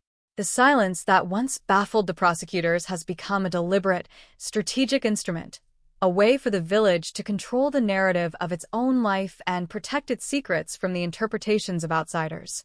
For the family of the victim, the long process of healing has been a solitary and difficult journey. They have had to carve out a life in the wake of a tragedy that was denied the official acknowledgement of a criminal conviction. Their endurance is a silent, powerful form of resistance in its own right. By remaining present in the community, by participating in the shared life of the village while carrying their private grief, they demonstrate a level of strength that is perhaps the truest form of justice available to them. They have transformed their experience from a search for external validation into an internal affirmation of their own integrity. Their story serves as a reminder that the most significant battles for justice are often fought not in a courtroom, but in the private, daily commitment to hold onto one's truth in the face of immense social pressure. Marlon Uli has long since stopped being a subject of public conversation, yet his presence remains a constant, silent element of the village's daily flow. He is the physical manifestation of the communal will, a man who has lived his life in the shadow of a decision that saved him from the consequences of the law but bound him forever to the service of his community. His life is a stark, uncomplicated narrative of compliance and anonymity. He does not speak of the trial, nor does he dwell on the events of that fatal day. He simply performs his roles, fulfills his duties, and respects the boundaries that have been set for him. His life is a testament to the idea that, in this culture, the individual is truly secondary to the survival of the collective, and that the ultimate price of being saved by the community is the surrender of one's own singular destiny. As one reflects on the long, winding path of this case, it becomes clear that there is no finality to be found in the narrative. The struggle between the individual and the collective, between the state and the tradition, and between the truth and the silence is a process that is as continuous as the motion of the tide against the reef. The Marlon Uli case was a single, high-stakes moment in this ongoing negotiation, a case that exposed the raw, fundamental tension at the heart of the Pacific experience. It was a collision of values that revealed the limits of our legal systems and the incredible, persistent power of our social bonds.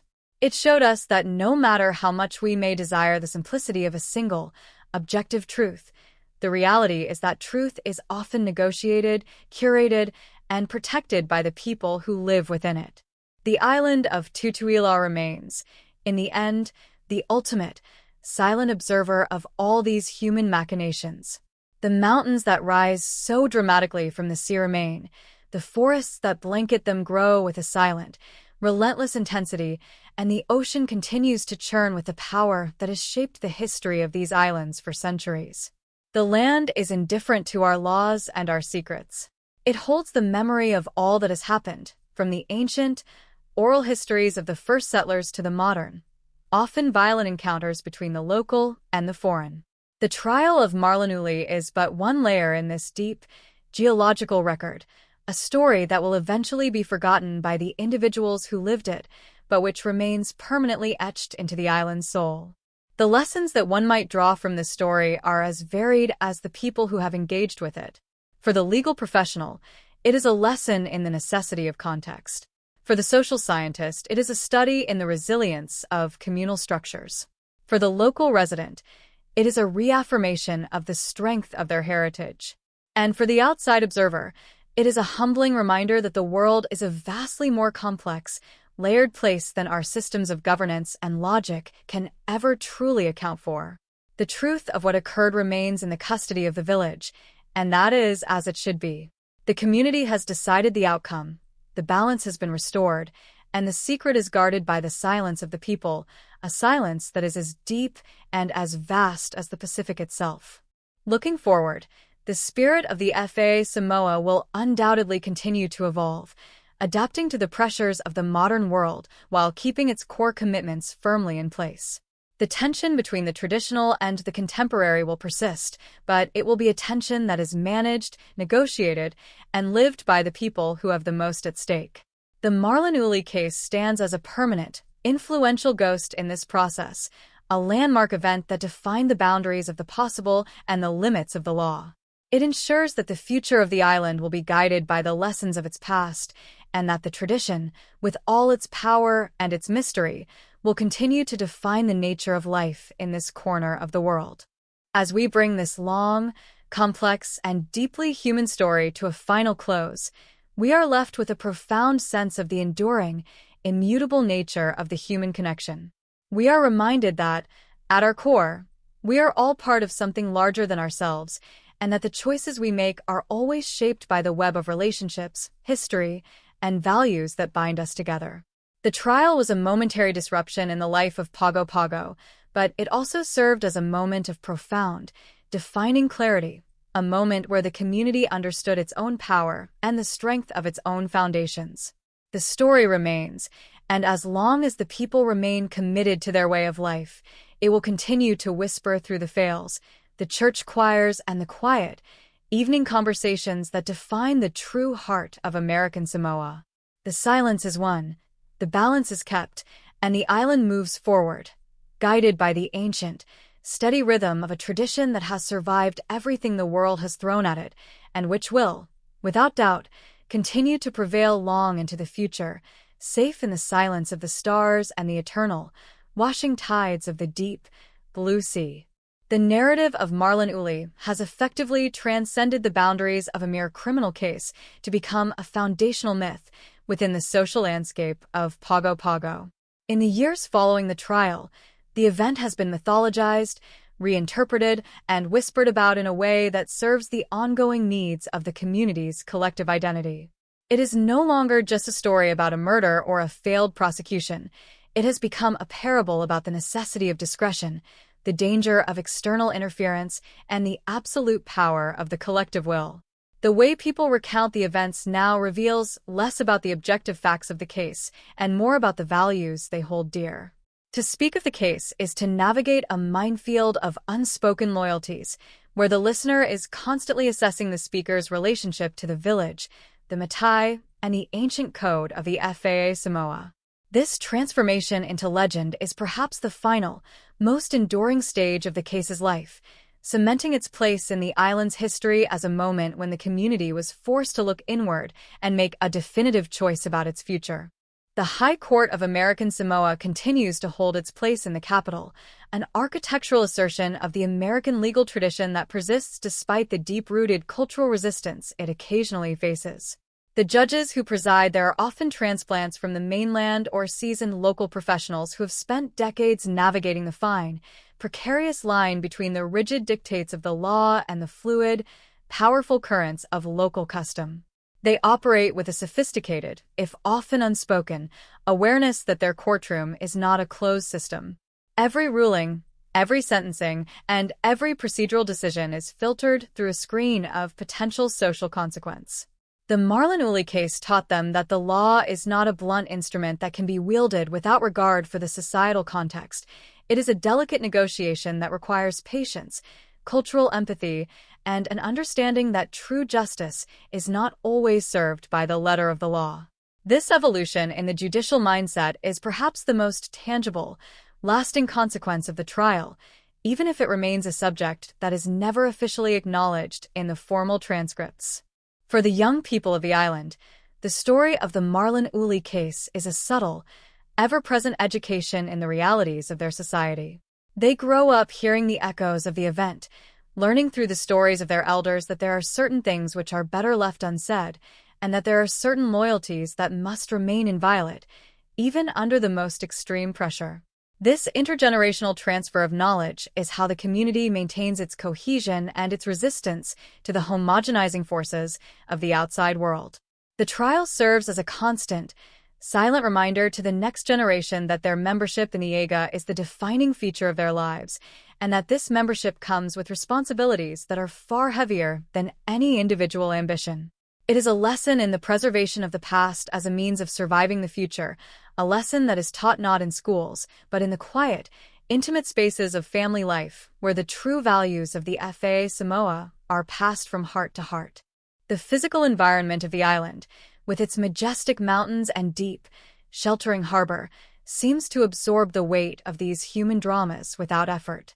The landscape remains the constant witness, unchanging while the people around it struggle, adapt, and define themselves against the backdrop of its immensity.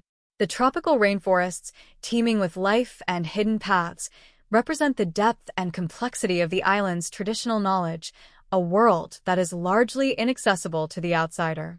The ocean, which has been the lifeblood of the Samoan people for centuries, continues to offer its bounty and its challenges, serving as a reminder of the fragility of the human endeavor when pitted against the elemental forces of the natural world.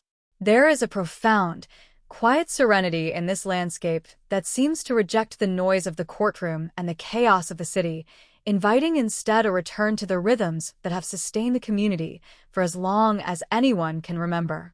As the story of the trial recedes further into the past, it begins to lose its sharp, painful edges, becoming instead a part of the smooth, polished stone of the island's heritage. The individuals involved, the lawyers, the witnesses, the judge, and the defendant, will eventually pass from the scene, leaving behind only the narrative that the community has chosen to construct. This process of historical distillation is natural and necessary. It allows the community to survive the trauma of the event, to integrate the disruption into a coherent whole, and to move forward with a sense of renewed purpose and stability. The fact that the story might be inaccurate in its particulars is entirely irrelevant. Its value lies in its power to shape the present and to guide the actions of the future. It is a story that does exactly what it needs to do, providing the framework for a community that is committed to its own preservation above all else.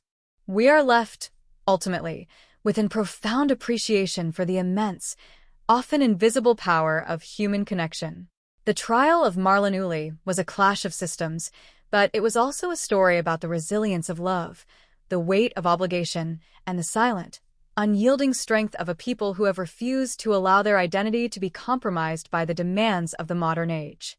It is a story that defies simple categorization, a narrative that resists the neat boxes we try to place it in.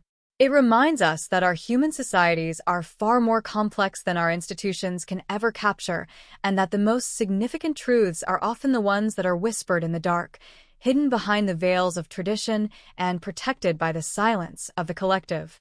The island remains, the people remain, and the secret remains, secure in the knowledge that they are the keepers of their own story, accountable to no one but themselves and their ancestors. The conclusion of our exploration brings us back to the image of the evening light hitting the waters of Pago Pago Harbor. It is a tranquil, beautiful sight that serves as a fitting end to a long, complex, and deeply human journey. The tensions of the trial have been resolved, The silence has reclaimed its territory, and the island is once again the sole arbiter of its own fate. The trial was a moment of profound, defining clarity, a moment where the community understood its own power and the strength of its own foundations. The story remains, and as long as the people remain committed to their way of life, it will continue to whisper through the fails, the church choirs, and the quiet, evening conversations that define the true heart of American Samoa.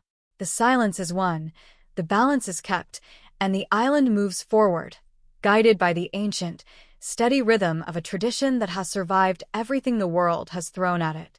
As we step back from this narrative, we are left with a lingering sense of awe at the immense, often untapped capacity for the human spirit to endure in the face of immense pressure. The trial was not a catastrophe, nor was it a triumph in the way the legal mind understands those terms. It was a transition, a moment of profound, necessary adjustment for a community that is constantly negotiating its place in the world. The story continues to echo, even in the quietest moments of island life, a reminder that we are all, in our own way, participants in the creation of our own history, and that our choices, however small, are the building blocks of the traditions we will leave behind for those who follow in our footsteps. The silence of the night remains the ultimate, final arbiter of truth, power, and justice, long after the outside world has packed its files and departed, leaving the island to its own deep and eternal wisdom and to the enduring power of a tradition that refuses to be forgotten, silenced, or defined by any voice other than its own. The island stands as a beacon of the power of the communal will, a testament to the fact that when we stand together, rooted in the history of our ancestors, we are capable of surviving the most profound and challenging trials that the world can set before us. This is the enduring truth of Tutuila, the lesson that the wind and the waves and the quiet, evening prayers of the village have passed down through the ages, and it is a truth that will continue to guide the path of the people as they journey into the uncharted, silent waters of the future, secure in the knowledge of who they are, where they have come from, and the strength of the bonds that unite them as one, eternal and unbreakable community, sustained by the silence that is both their armor and their soul.